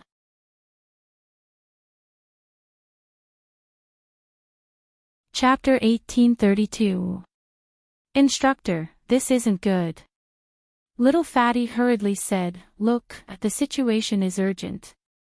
There are still so many people outside waiting for us to save them.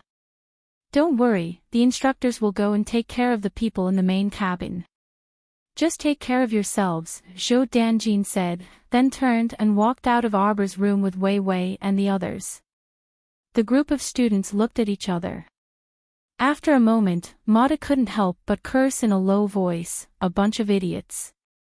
What should we do now?" They couldn't summon their flying beasts. Were they planning on having them swim back? Arbor reluctantly took out a small porcelain bottle, poured out 2 pills, and gave one to Duanmu Qing and Little Fatty. "Let's act according to the situation later." Since the instructors didn't let them use their flying beasts, did that mean they wanted them to continue flying? Although they had been on the boat for quite some time, it would still take at least 2 days to reach Poland Manor. How could they fly by themselves? Moreover, there wasn't even a place to rest. "Jojo." Little Fatty suddenly jumped up in shock and stammered, Don't we have that Crimson Nimbus boat?" As he spoke, he purposely lowered his voice, as if he had a guilty conscience.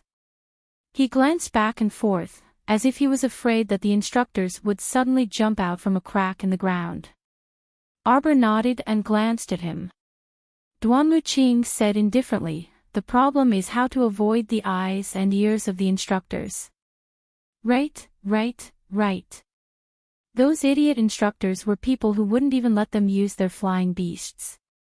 How could they possibly let them use the Crimson Nimbus boat? Little Fatty's voice lowered even more. "Jojo, tell us what to do." "We'll do as you say." Arbor glanced at him and didn't say anything. He walked to the window and looked at the gradually darkening sky. Under the bumpy ride, they really couldn't eat much. They just casually gnawed on a peach to finish their meal. When night fell completely, the boat was indeed tossed up and down by the huge wind and waves. It looked like it wouldn't be able to hold on for more than a quarter of an hour. The captain tried his best to get someone to control the rudder, but the wind and waves were too strong. The boat was tossed back and forth by the current. All of a sudden, the group of women sitting in the main cabin heard a loud bang with their hearts on tenterhooks. It was as if some large fish had rammed into their mast. Everyone's hearts were in their mouths.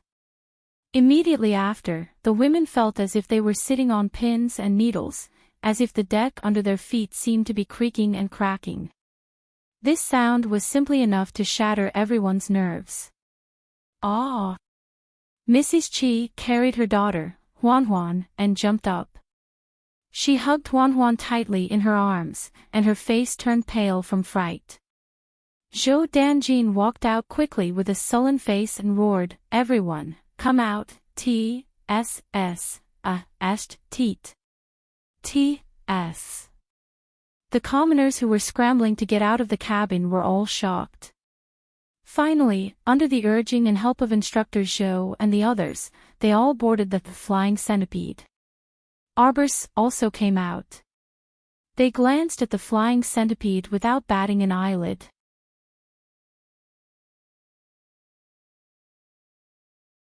Chapter 1833. Instructor. "You're leaving us behind just like that?"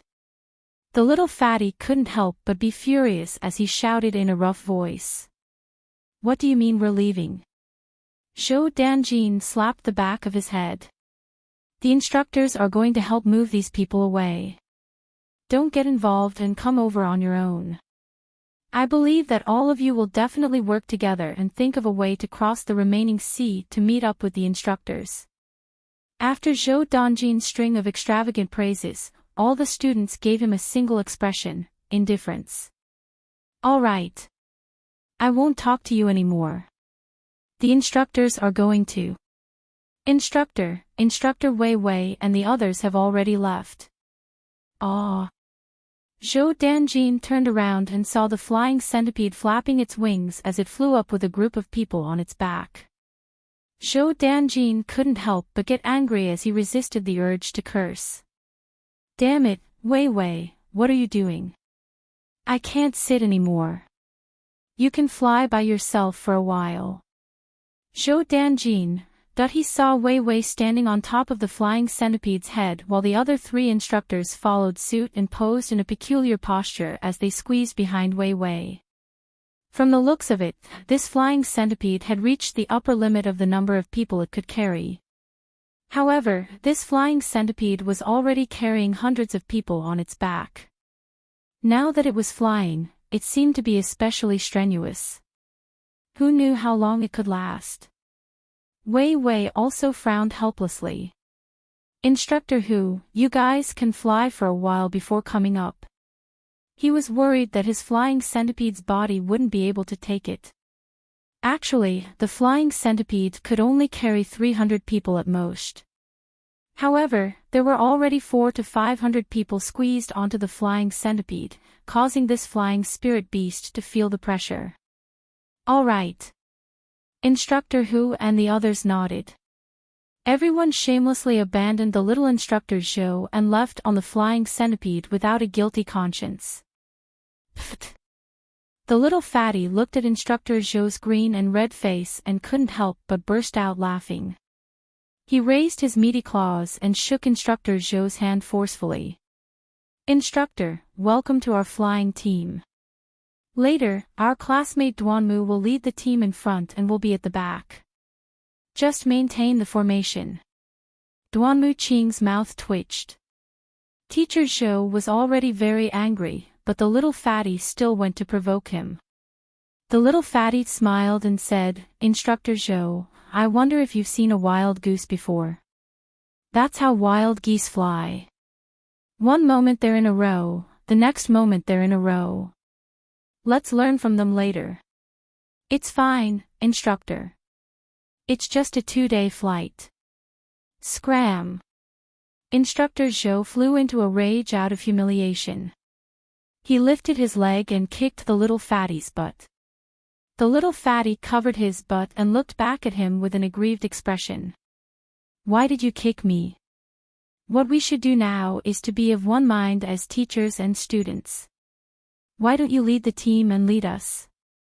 Mata chuckled and coughed a few times. He looked at Instructor Zhou, whose face was ashen. Instructor, I think that little fatty's suggestion is very good. You will be our leader, flying all the way, and we will shout the slogan from behind. Teacher Zhou of the Top Academy will definitely encourage you along the way. Zhou Dongjin's eyebrows twitched as he yelled at them, you students can fly by yourselves. Instructor, I'll take my leave first. Instructor, you're not coming with us. Mata called out eccentrically.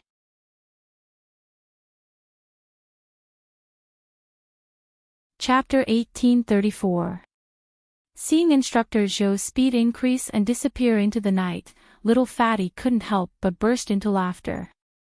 You're the one who didn't want to follow us. At this moment, the ship was already sinking slowly in the wind and waves. Everyone leaped into the air and set up a defensive barrier around themselves to block the torrential rain. Arbor turned to look at the broken ship and frowned slightly. He suddenly asked, did you see that Zhang guy? I purposely took a look just now. Zhang Wudong and Tai Feng weren't on Instructor Wei's flying centipede, Qi Xianxian said with a frown. It was possible that the crippled Zhang Wudong had already been buried in the fish's stomach. However, Tai Feng only had some superficial wounds and would recover completely after a few days of rest. How could a mystic cultivator like him not be able to escape from the soaked cabin? Arbor retracted his gaze and waved his hand. Everyone saw a huge 3-story ship seemingly fly into the sea from outer space, riding the wind and waves. After it entered the water, it stirred up huge waves with a splash. Everyone was overjoyed. They finally didn't have to suffer the wind and the storm. Everyone had a ship. Little Fatty was especially overjoyed. With a ship, he didn't have to fly bitterly anymore. He even earned a flight pill from Jojo for free. After Arbor and the others boarded the ship, they heard Qi Xianxian, Little Fatty, Mata and the others exclaim in surprise. This time, even Duanmu Qing, who had always been steady, revealed astonishment in his eyes. Huatao couldn't help but exclaim, this ship is too luxurious and exquisite. I really didn't expect that an old man I've never met before would be so generous as to give Jojo such a spacious and luxurious ship. Mata sighed with emotion. Why can't I encounter such a good thing? Arbor glanced at him. Aren't you going to choose a room? I choose first. Qi Xianxian skipped towards the cabin. You can go to the 3rd floor, Arbor called out. Wow! Qi Xianxian cheered and raised her hand. I'll stay next door to Jojo. Then let's stay on the 2nd floor. Since the 2 girls lived on the 3rd floor, for the sake of convenience, Duanmu Qing and the other men went to the 2nd floor. After each of them had their own room, the little fatty was surprised to find that there were still many luxuriously decorated rooms on the 2nd floor. This was a big ship that looked ordinary on the outside, but had a different world on the inside. Are all the people on the ship mechanical men? Oh my god, this was simply too extravagant. Using so many mechanical puppets at the helm to deliver tea and water. Whoa! Lu Yu ignored it and hit the snow leopard that passed in front of him. He felt that the leopard was looking at him like he was a country bumpkin. Arbor glanced at them. Why are you so excited? Don't you want to sleep? Wake up early tomorrow morning. Wait! Little Fatty suddenly shouted, why can't I feel any bumps at all? Duanmu Qing glanced at him and said helplessly, this is the Scarlet Firmament Blue Wave, not some ordinary boat. Stability is normal. Wow! I can finally have a good night's sleep. Qi Xianxian cheered and returned to her room first. After a few seconds, she opened the door again and stuck her head out. She grinned and asked, I want bath water. Just instruct the mechanical men. This group of people was different from the others who struggled in the wind and waves. They slept until early in the morning and opened their doors energetically.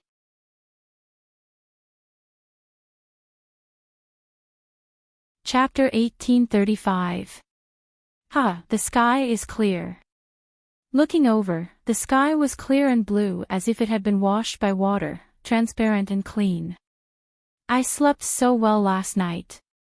Jojo. Qi Xianxian saw the door to the room next door open and quickly ran over. She chuckled and said, what breakfast is there? Steamed buns, porridge, fruits, pastries and snacks. We have everything. Arbor pulled her towards the dining room on the first floor of the ship. Wow, I feel so blessed. Looking at the sumptuous breakfast on the table, Qi Xianxian held her small face with a love-struck expression. All right, sit down, eat. Arbor called Duanmu Qing and the others who had just entered the dining room to sit down. 2 to 3 mechanical puppets quickly set up the plates and tidied up the tablecloths. They looked abnormally hard-working. Jojo, luckily we had your ship this time. Otherwise, we would have been killed by the instructors. In the situation yesterday, there were strong winds and huge waves. If they were swept into the sea, not even their bones could be found. Arbor drank a mouthful of porridge and looked up at Qi Xianxian. Hurry up and eat. Do you think Instructor Wei Wei brought such a large group of people and left? Have they reached Poland Manor yet? Definitely not.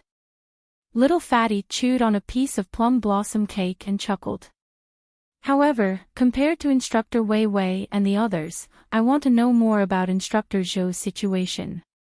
Instructor Zhou, are you alright after flying through the night with strong winds and heavy rain? Ha ha ha ha ha. Everyone looked at each other and laughed tacitly. Arbor glanced at them. We are about a day's journey from Poland Manor. When we are about to reach Poland Manor, Jojo, put away the red firmament blue waves and pretend to fly for a while. Mata suggested. Arbor nodded. Actually, she didn't really want to fly either. Moreover, looking at Instructor Zhou's ashen face and defeated expression, it seemed like he didn't really want to fly across the sea. After everyone had eaten their fill, they let the mechanical puppets cut a plate of oranges. They ate while discussing how to get the instructors back one by one. Now that he had tricked Instructor Zhou, Instructor Wei Wei was equally despicable. He had to do the same to him. Xiaomi gazed at them silently before saying expressionlessly, I suggest that we find a moonless and windy night to simply put Instructor Wei Wei in a gunny sack and give him a violent beating. Everyone was speechless. If I use the talisman on him, he will definitely come after me. Arbor said calmly, I'll just put a sack over him and punch him. Even if he suspects that I did it, he won't have any evidence. Good idea. In this way, he can only pinch his nose and accept this beating. Who would have thought that the first person to jump out in agreement would actually be Jiang Shaoxin, who usually put on a serious face all day long? After a heated discussion, they unanimously decided that they would do as Jojo had said when they arrived at Poland Mansion. They would find a moonless and windy night. Help! Help! Why does this voice sound so familiar? Isn't this Instructor Zhou's voice? Qi Xuanxuan's ears were sharp. She subconsciously stood up and walked towards the deck. Everyone followed her out. When they looked carefully, their eyebrows twitched. Zhou Danjin was hugging a piece of wood and floating on the sea. He was waving at their ship.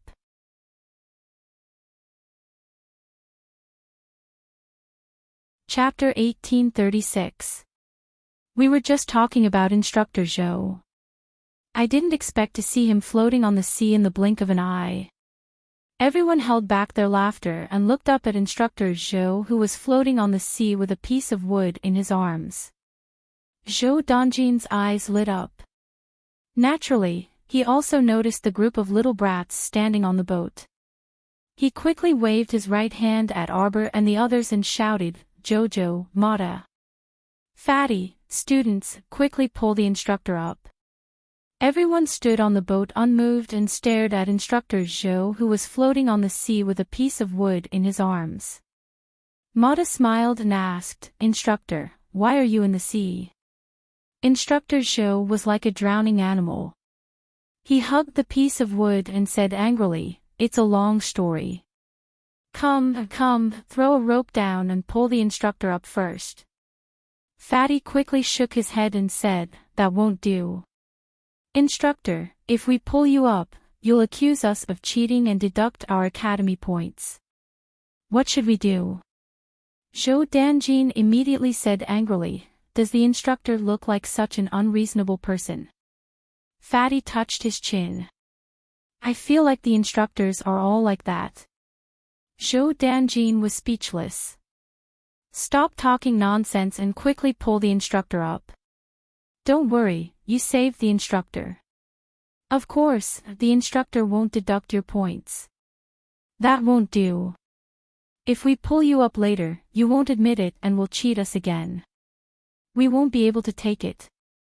Mata shook his head and said, "Bullshit." Instructor Zhou cursed furiously in his heart, but on the surface, he still smiled and said, No. Instructor, we'll only believe you if you write a guarantee." Zhou Danjin was speechless. These fucking brats. "All right. Pull me up first. See if I don't kill all of you brats when I get up."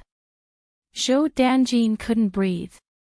If he hadn't flown for half the night and fought against the storm for so long before finally falling into the sea exhausted, would he be so fucking aggrieved? Wait. Where did these brats get such a big boat? Looking at the situation, the brats seemed to have rested well while he fought against the storm for an entire night. Ao. Instructor Zhou only wanted to go crazy. If he could, he wished he could drag the little fatty and his gang over and give them a good beating. "Hurry up and pull the teacher up." Zhou Danjin gritted his teeth. Duanmu Qing looked at him helplessly, then glanced at Arbor. Seeing that she didn't object, he waved his hand. A green vine stretched out from between his fingers and flew in front of Instructor Zhou in a crooked manner. Zhou Danjin hurriedly reached out to grab the green vine, but he felt his body lighten as he was pulled into the air by Duanmu Qing. In the next second, he landed steadily in front of the deck. "Tutor, please sign this." The little fatty handed over a letter written with a pen and stuffed it into Zhou Danjin's hand with a smile. Zhou Danjin was speechless. Why did he want to kill them so badly? "Mentor, you're not tricking us again, are you?" A double-headed hammer suddenly appeared in the little fatty's hand. From the looks of it, if he didn't agree to sign the letter of guarantee, the little fatty would throw him into the sea, right? Zhou Danjin was so angry that he pointed at the fatty, who had a sincere expression on his face. He angrily grabbed the pen and signed his name with a few strokes. The little fatty took the letter of guarantee from Instructor Zhou with satisfaction and stuffed it into his pocket. He was grinning so widely that his teeth could be seen.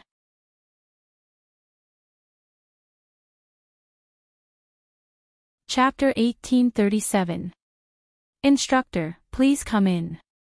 Get lost. Zhou Danjin glared fiercely at the little fatty, then walked towards the cabin on the first floor. He wanted to take a good bath and eat something, then he would deal with these brats after that. The little fatty stuck out his tongue behind him, then turned his head and said to Arbor with lingering fear, "Jojo, it seems like the storm yesterday was really big." Even Instructor Zhou could not hold out for most of the night, and was thrown into the sea by the strong winds and heavy rain. Needless to say, these brats would have been swept away by the waves at any moment. Arbor nodded, and the group returned to the dining hall to eat some fruits. Not long after, Instructor Zhou, who had cleaned himself up and was no longer in a sorry state, slipped out of the small cabin. He looked at everyone from head to toe, then asked suspiciously, "This ship? Where did you guys come from?" Hearing this, Mata immediately slapped his thigh and said, "You might not believe me, Instructor Zhou, but this ship drove itself here not long after you left. We asked for help from the big ship, and seeing that no one was willing to help, we decided to board the ship together." That's right, when we boarded the ship, we realized that there was no master on the ship at all, and it was all controlled by mechanical people.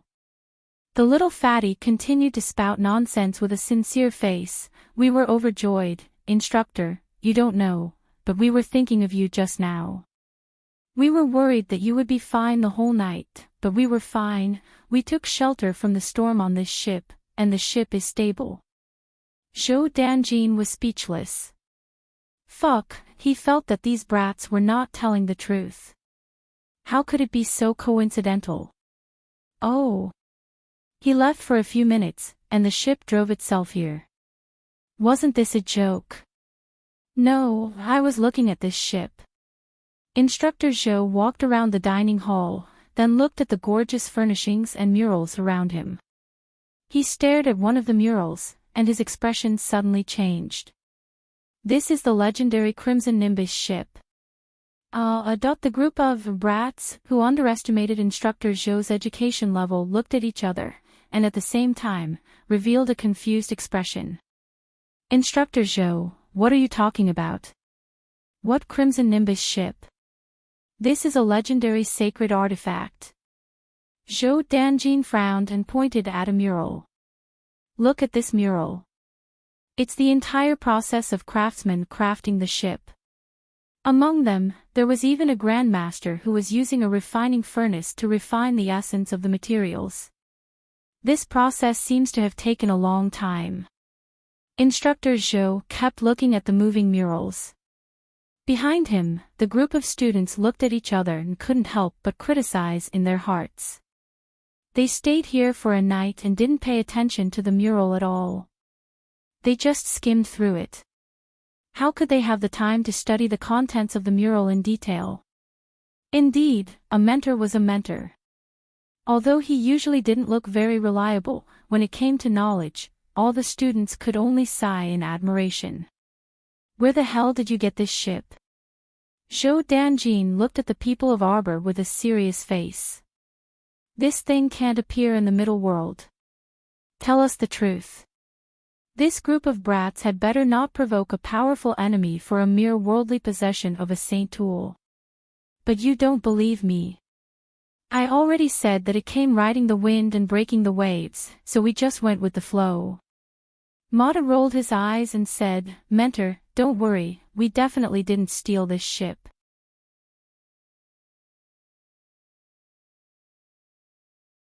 Chapter 1838. Instructor Zhou looked at everyone speechlessly, temporarily believing their nonsense. He nodded and said, "All right then, we have to hurry forward and see if we can catch up with Wei Wei and the others." Even though Wei Wei had been heartless to him, he still couldn't be unjust to him. Arbor lowered his eyes silently. Duanmu Qing coughed lightly and said, "Let's try our best to hurry forward, but we can't be sure when this ship will turn back." "What do you mean?" Duanmu Qing means, didn't it sail with the current? Maybe after a while, it will turn back on its own. Zhou Dongjin's eyes brightened slightly. You mean, the owner of this ship came specially to save you? Then, after sending you to a safe place, it will immediately turn back. Everyone nodded their heads in unison. That's right, instructor, it's exactly as you said. Zhou Danjin immediately smiled. Instructor, I wonder which expert saved you. If there's a chance, I would like to meet him and thank him in person. Everyone laughed dryly in succession, and they all subconsciously looked at Xiao Mu, who was standing silently on the side. Do you want some for breakfast? Yes, yes, yes. Zhou Danjin immediately raised his hands and feet to cheer.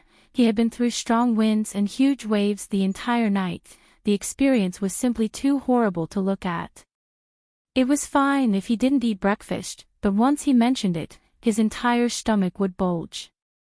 Not long after, the mechanical men brought 4 types of snacks, 4 types of porridge, and side dishes to Instructor Zhou. A plate of butterflies was placed in front of Instructor Zhou. The instructor was immediately moved to tears. He picked up a piece of pastry with meat stuffing and stuffed it into his mouth, sighing with emotion, this breakfast is too sumptuous.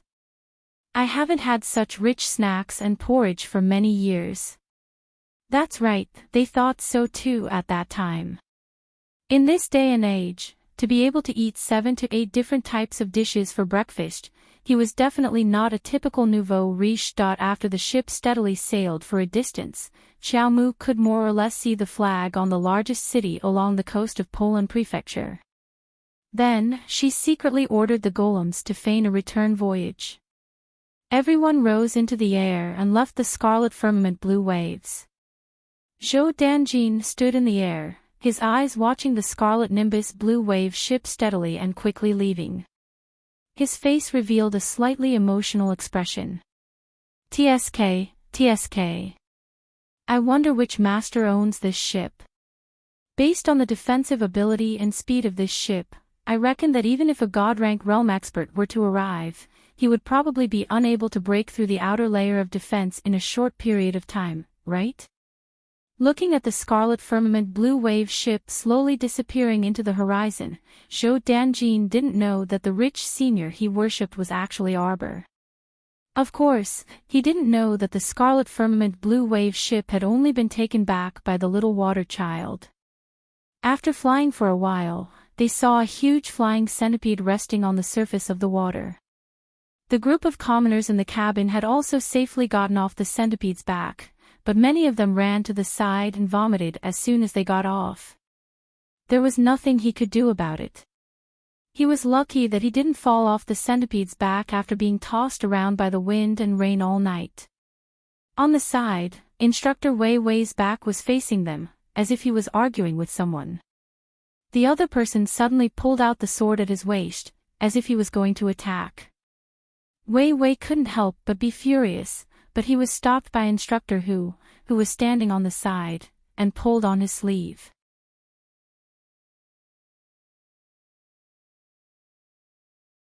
Chapter 1839. Arbor and the others descended from the sky and landed beside Instructor Wei Wei. They immediately attracted the attention of the group of soldiers guarding the city gate. The group of soldiers stared at them sternly. Each of them pulled out their sabers from their waists, as though they would immediately attack if Arbor and the others dared to move. What happened? Arbor asked coldly. He was actually not very interested in this matter. Instructor who said, you all rushed over. You're quite fast. It said that there's trouble in the city and people are being arrested, so the city gate is temporarily closed. It said that it will only open in the evening. How can it be in the evening? It was not even noon yet. Making these people wait outside the city gate for 4 to 6 hours was nothing to martial artists, but it was too unkind to the old, weak, women, and children. Arbor glanced at Mrs. Qi and her daughter who were sitting paralyzed at the side. He took a few steps forward, bent down slightly, and touched Huan's slightly hot forehead. He took out a medicine bottle from his sleeve and gave it to Mrs. Qi. Feed Huan. She should feel better after a while.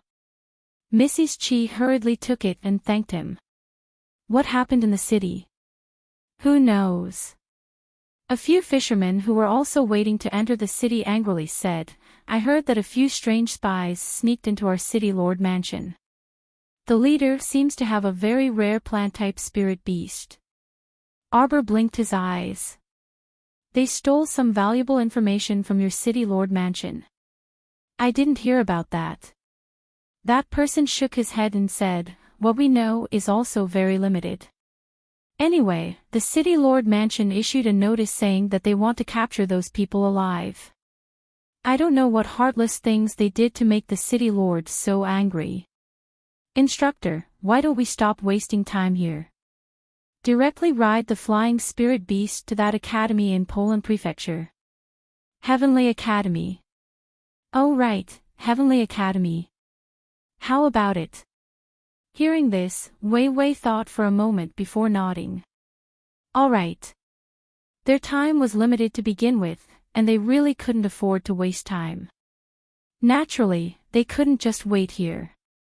However, Wei Wei glanced at the group of people who had escaped from the ship and were now like frosted eggplants after a night of torrential rain.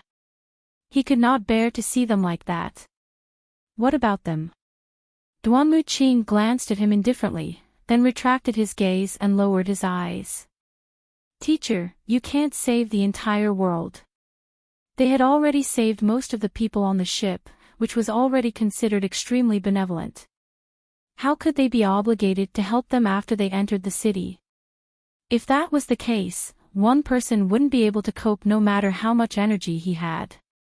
Wei Wei couldn't help but be stunned, and then he sighed and nodded. All right then, let them wait here for the city gates to open. They boarded Instructor Wei Wei's flying centipede and soared into the sky. Shuttling through the clouds, they headed straight for Dai Zong Mountain. In the city, a black figure suddenly stopped and looked up at the sky, only to see a flying centipede turn into a faint shadow and disappear into the horizon. The sudden stop almost caused Dao Wuji to bump into his back. He couldn't help but grumble, Boss, why are you in a daze? I seem to have sensed Jojo's aura, Prince Mo muttered to himself. Ah. Boss, what are you talking about?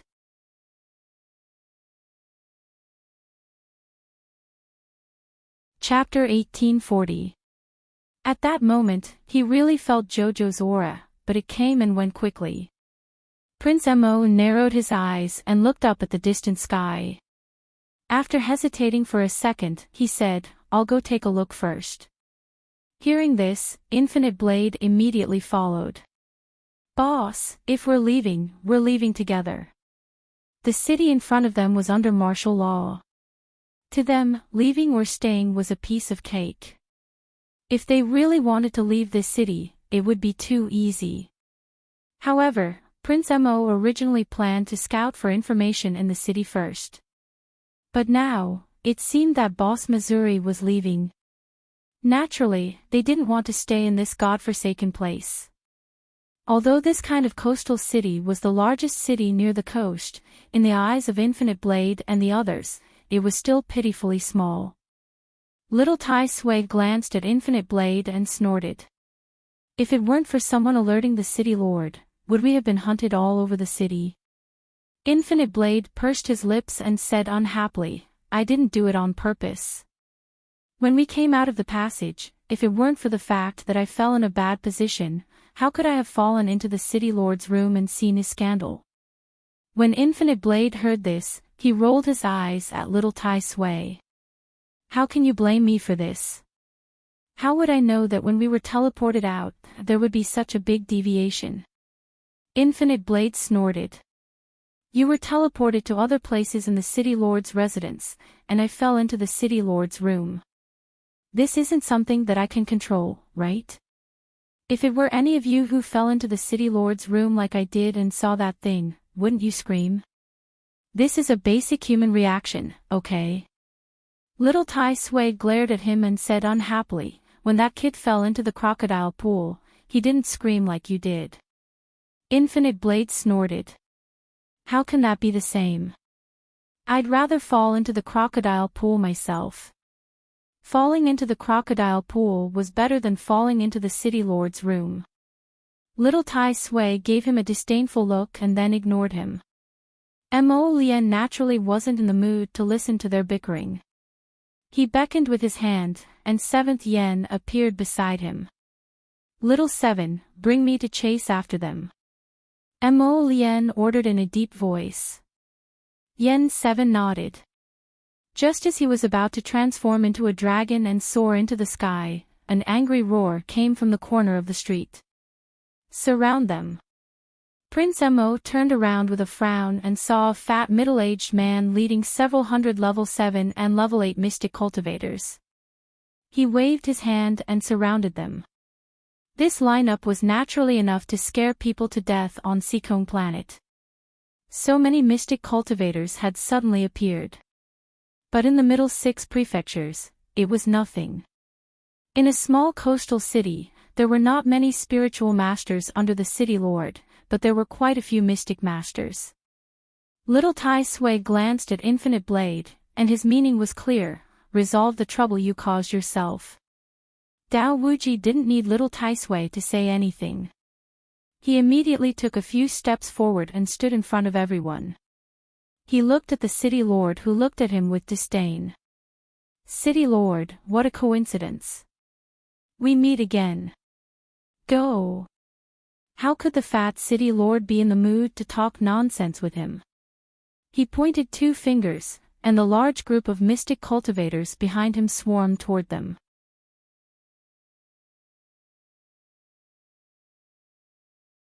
Chapter 1841. During this short delay, Mo Lien looked up at the sky, but he couldn't see any traces of the flying centipede anymore. Crack. The little morning glory squatting on her shoulder opened its petals, revealing 2 rows of small serrated steel teeth. It looked at the fat city lord's group with an eager look. Mo Lien raised her hand and pressed it, indicating that it should behave. Then, her gaze swept indifferently over the fat city lord's group, and she glanced sideways at Dao Wuji. Take care of them. Okay, boss, don't worry. Leave this matter to me. Dao Wuji swept into the fat city lord's group like a gust of wind. He didn't seem to make a move, but after a series of punches and kicks, a large number of guards fell around the fat city lord. The city lord was so shocked that his face changed dramatically, and he hurriedly took a few steps back. The fat city lord's eyes looked up and down at Dao Wuji in surprise. He saw that this young man was quite handsome, but he didn't look like someone with such high cultivation. He could take down so many guards around him in one move, so he didn't know what his cultivation was. Do you want to fight again? Dao Wuji stood with his arms crossed. He only used 10% of his strength to take down so many people in front of him. The fat city lord had to retreat and didn't dare to send people to fight with him again. Little Tai Sui glanced at Dao Wuji from the side and sneered, take it easy. If you kill the people of the Middle Realm, you might be caught and locked up for 8 to 10 years. Little Tai Sui raised his finger and pointed to the sky. Dao Wuji naturally understood and waved his hand with a smile. How could that be?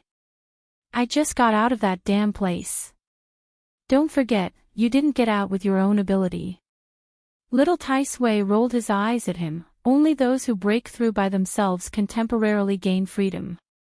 As for you, humph. Dao Wuji's face was hot from Little Tai Sui's snort, and he turned his head and stopped talking to him. Every time he talked to Little Tai Sui, he felt like he was taking the initiative to put his face to it, and he was always annoyed. Get out of here.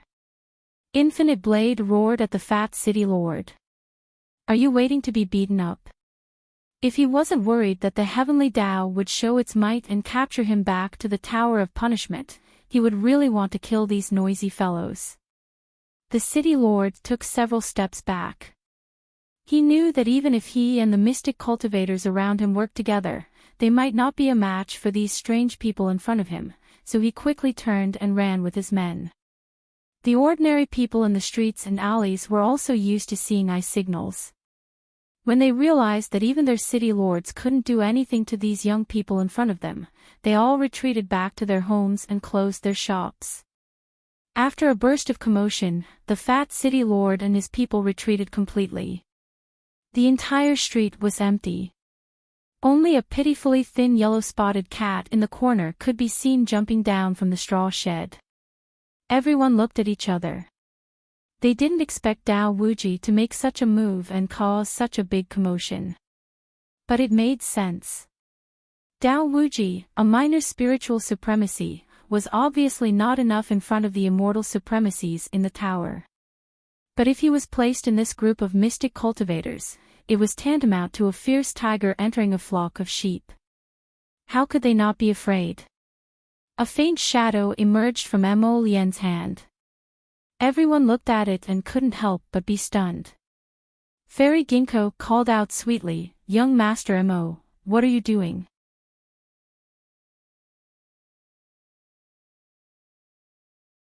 Chapter 1842. Which normal person would be willing to take out a strand of divine sense so easily? But this young Master Mo didn't even blink. He took out several strands of divine sense in a row and sent them in several directions. They didn't know what he was anxiously looking for. Fairy Ginkgo pursed her lips and didn't care that young Master Mo ignored her. She swayed her slender waist and asked in a delicate voice, "Mo?" Mo Lian ignored her and walked past her. With a light leap, he jumped onto the back of 7th Yen, who was transforming into a dragon and ascending to heaven. "Hey, boss! You can't leave us behind," Dao Wuji hurriedly waved his hand and shouted. "Keep up. Keep up." He just wanted to ask, who the hell could keep up with the sacred beast golden dragon speed? Unless Dao Wuji looked anxiously at little Tai Sui. Little Tai Sui snorted at him and angrily waved his hand to summon a beast with 4 hooves like a horse, a tiger's back, a bear's waist, and a dragon's head and antlers.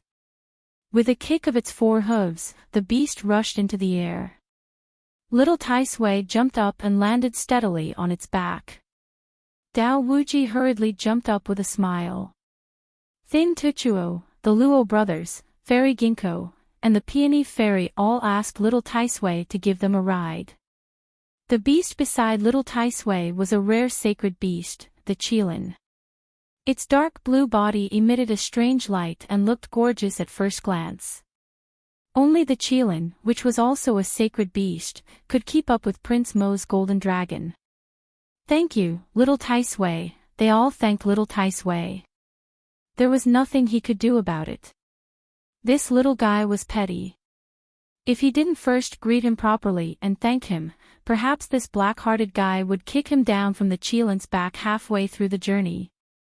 For the time being, leaving aside the group that followed the Crown Prince, Arbor's group rode instructor Wei Wei's flying centipede all the way to Mount Daizong. After 4 hours, they decided to rest. The flying centipede had flown with hundreds of people for an entire night, and it was already exhausted. It was already quite good that it was able to fly for 4 hours. When Arbor saw the big fellow lying on the side listlessly, he frowned and walked over. From a few steps away, he threw a pill to it. To be honest, she really didn't like animals with so many legs. The little fellow, whose face was filled with disdain, tossed a pill to Qi Xianxian and sat down beside her to rest. Wei Wei glanced at everyone and said, "It can't fly anymore today. Looking at the situation, it's getting late. Let's rest here for the night and leave for Daizong Mountain tomorrow morning." Naturally, no one had any objections. They each took out some dry rations from their inner worlds and ate a few mouthfuls. They felt that the dry rations were not very tasty. Mata looked at Arbor and said, "Jojo, let's make a fire and make some mushroom soup." To be honest, after eating all kinds of things with Jojo, they really couldn't swallow dry rations all of a sudden. Arbor nodded and planned to go to the nearby forest to pick up some twigs and other things. Everyone cheered and hurriedly got up to pick up the twigs and branches with her. They would make a fire and let Jojo make some delicious mushroom soup and reward them with some. Just thinking about their simple life made them happy. Arbor shook his head helplessly. It was just a little mushroom soup. Was it enough to make them this happy?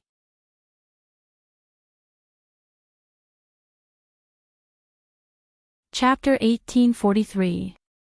In addition, ever since Instructor Zhou ate that sumptuous breakfast, Arbor always felt that the way he looked at her was a little creepy every time it was mealtime. It was now nearing the end of November. Once night fell, the weather would turn slightly cooler. Arbor, Qi Xianxian, and the others entered the forest. Everyone spread out and picked up branches in all directions. However, after Qiaomu bent down to pick up 2 sticks, she stopped and cast a sidelong glance behind her before coldly saying, "Since you've come, why are you still hiding? Come out." There was a rustle at the back of the forest. Then, 2 men with decent looks walked out. 2 pairs of cold eyes swept mercilessly towards Arbor. One of them laughed coldly and raised a thumb. "The little girl is quite sensitive. It's a pity that just relying on the sensitivity of your spiritual sense is completely insufficient." As he spoke, that person quickly arrived in front of Arbor. A dagger appeared in his hand and he slashed horizontally towards Arbor's neck. This was a savage and ruthless knife that wanted to buy her life. Arbor naturally didn't know who was so vicious as to chase her here and buy her life. However, she was very clear about one thing. She wouldn't let any of these people go. They were already here to take her life. Why would she be polite to them? Arbor's eyes narrowed. Dozens of talismans flew up and landed on her body. After the mystic guiding talisman array was activated, Arbor immediately rushed towards one of the people without hesitation. She even slashed her dagger at his throat. What kind of joke was this? Someone was already pointing a dagger at her throat. How could she be polite and hesitate? That person was clearly stunned. It was as if he didn't react. He didn't expect Arbor to act so quickly. In a daze, he nimbly retreated backwards. However, his shoulder was unexpectedly crushed by a leopard claw. That person's expression didn't change. He quickly took out something from his pocket and threw it in Arbor's direction without hesitation. If this hit, even if Arbor didn't lose a life, he would probably lose half of his life. Arbor was not alarmed. He coldly glanced at the other party, then turned around and shot back like lightning. In his hand was clearly a spiritual energy ball. Moreover, it was a spiritual energy ball that was around level 13 or 14. Naturally, it was very powerful. Arbor threw out a series of defensive talismans to surround himself and immediately activated his eggshell defensive barrier. Although she managed to dodge it at the first moment, the explosion of the spiritual energy ball still affected her. However, she had added several layers of defense, so she wasn't affected too much. These 2 men looked extremely ferocious, and they seemed to be fighting without regard for their own lives. After one of them threw a spiritual energy ball at him, the other immediately took his place. He stepped forward and took out a long sword. As he waved it, a thick water spirit condensed into 7 or 8 palm-sized balls of water spirit. They flew towards Arbor. However, those water balls were really insignificant in Arbor's eyes. With the holy water she controlled, she only needed to release a slight pressure to cover the power of those water balls. Arbor's gaze turned sharp. The water in her hand was like 5 thin snakes that suddenly drilled out from between her fingers. They directly collided with the 7 or 8 small water balls thrown by the other person. After a few bangs, the 7 or 8 water balls were completely swallowed up by Arbor's water spirit power.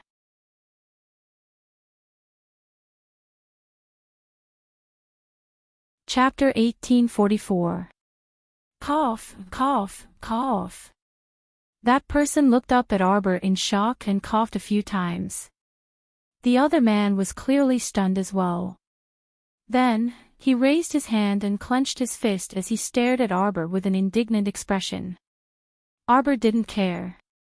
Since they were already mortal enemies, why should she care about the disrespect of two dead people? Arbor reached out and grabbed the ferrule in her hand. She looked at the two coldly and said, "Before you die, do you have any last words?" Tui. The two spat on the ground at the same time. Very good, these two bastards succeeded in provoking the anger in her heart. In the next second, Arbor used the wood spirit to form a vine whip full of thorns and barbs. Without hesitation, she slapped the left side of the two men's faces. Ah! The two men took a step back, anger flashing in their eyes. Without a second word, they simultaneously took out level 13 and level 14 spiritual energy balls and smashed them at Xiao Mu. After throwing the spiritual energy balls, they didn't look at Arbor again. It was as if they were certain that Arbor wouldn't survive the attack of the two spiritual energy balls. The two men retreated a few hundred steps before stopping. They coldly glanced at the deep hole in the forest ground. One of them covered the wound on his shoulder from the snow leopard's claw and looked at the snow leopard that was quickly leaping toward them. His expression changed slightly and he said, "Let's go." "Go? Do you think you can go?" Arbor covered her small hand with a layer of Vajra talisman. She punched one of the men's back. The man stumbled forward a few steps and spat out a mouthful of blood. Arbor looked at her coldly. The ferrule in her hand turned into a line of fire as she continued to attack the man without hesitation. She didn't care about Jianghu morals. Naturally, she followed the principle of take your life when you're sick and didn't give him any chance to counterattack. A purple flame ignited on the man's body. The man rolled back and forth in the purple flame and howled as he hurriedly extinguished the purple flame on his body. But was that even possible? Even though there was another person beside him helping him extinguish the flames, there was still nothing he could do. The snow leopard pounced forward and flipped the other person to the ground. Its claws stepped on his chest and stomped down hard. Roar! At this moment, there was another burst of noise in the woods. Xiao Mu turned her head and saw a dozen masked men in black clothes abruptly appear in front of her. One of them looked at Arbor's actions and his eyes couldn't help but sharpen. "Everyone, let's go. Kill this woman and bring her head back." When Xiao Mu heard this, her slightly cold brows creased slightly. "Who are you?" This group of people looked like men of sacrifice who were carrying out a mission in the family, not like the disciples of the Clear Sky sect. The leader of the masked men didn't say anything more to her. Instead, he waved his hand and ordered all the masked men in black to surround and kill her. It wasn't that Arbor couldn't handle all of them. In fact, the strongest among them was a level 10 spiritual master. Arbor was confident that she could beat him.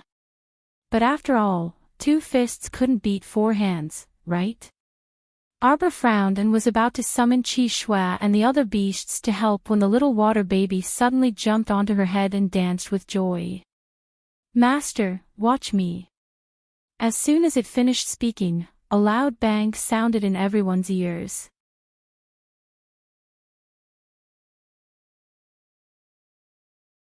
Chapter 1845. The dozen or so masked men in black who heard the loud noise looked down at the same time and were horrified to find that the soil under their feet seemed to be suddenly manipulated by something. Not only did it all crack open, but there was even a terrifying huge water flow that crashed onto their bodies. The group of masked men in black who were caught off guard were swept left and right by the water flow that rushed out from the ground and fell to the ground, unable to get up. As soon as the leader opened his mouth, he felt the underground water mixed with a large mouthful of sand rush into his mouth and pour into the depths of his throat. He immediately shut his mouth tightly and was so scared that he didn't dare to speak carelessly anymore. Master, use your spiritual sense to look at your inner world. Little Water danced happily on top of her head. It's very strange, Master. What's so strange about it? Who has the time to look at the inner world during such a tense battle? However, seeing Little Water's urging look, Arbor was too embarrassed to say no. Thus, she used her spiritual sense to enter her inner world and opened the door to her inner world to take a look. She was immediately stunned. In this more than 500 cubic meters of inner world, the 3,000 stone sculptures revealed their true faces. To be precise, one of the stone sculptures actually peeled off its outer shell and revealed a golden statue inside. It started to walk around in her inner world in a daze. This was simply a ghost. She looked carefully at the walking golden statue. It looked familiar no matter how she looked at it. Heaven-defying Uncle Master. An inexplicable thought suddenly arose in her mind.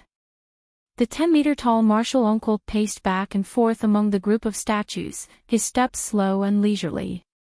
Arbor's heart couldn't help but skip a beat. These stone sculptures couldn't all transform into Master and Uncle Master, right? Little Water, why did the sculptures suddenly move? I don't know. Could it be a benefit after Master's advancement? Little Water asked innocently. Arbor. She didn't quite believe it. She raised her hand and tapped her chin. Could it really be a benefit after advancement? Why were these sculptures of Master and Uncle Master in her inner world? And they could even run and move. There were as many as 3,000 sculptures. Could they all transform into Master and Uncle Master? What the hell? Arbor pinched her little face and felt that this was a bit unreal. Master, why don't you take this walking statue out and see if it works? Arbor tried using her spiritual sense and found that it was barely enough. With her current level 3 spiritual sense, she could barely take out the huge martial uncle statue. Arbor took a deep breath. He wrapped his spiritual sense around the sculpture and pulled with all his might. Suddenly, he heard a loud bang. The masked black-clothed people, who had finally straightened up from the water flow with great difficulty and were about to counterattack, instantly looked at the giant golden figure towering in front of Xiao Mu in bewilderment. What was going on? Where did this golden man come from? Several black-clothed masked men disregarded everything and raised their swords to slash at the golden man's thighs. Clang! Bang! Their swords and sabers were beheaded at the same time. Of course, it was broken by the hardness of the golden man. One of the black-clothed men looked in horror at the golden statue that was looking down at him in a daze. Ah! He finally couldn't help but scream. What the hell was this?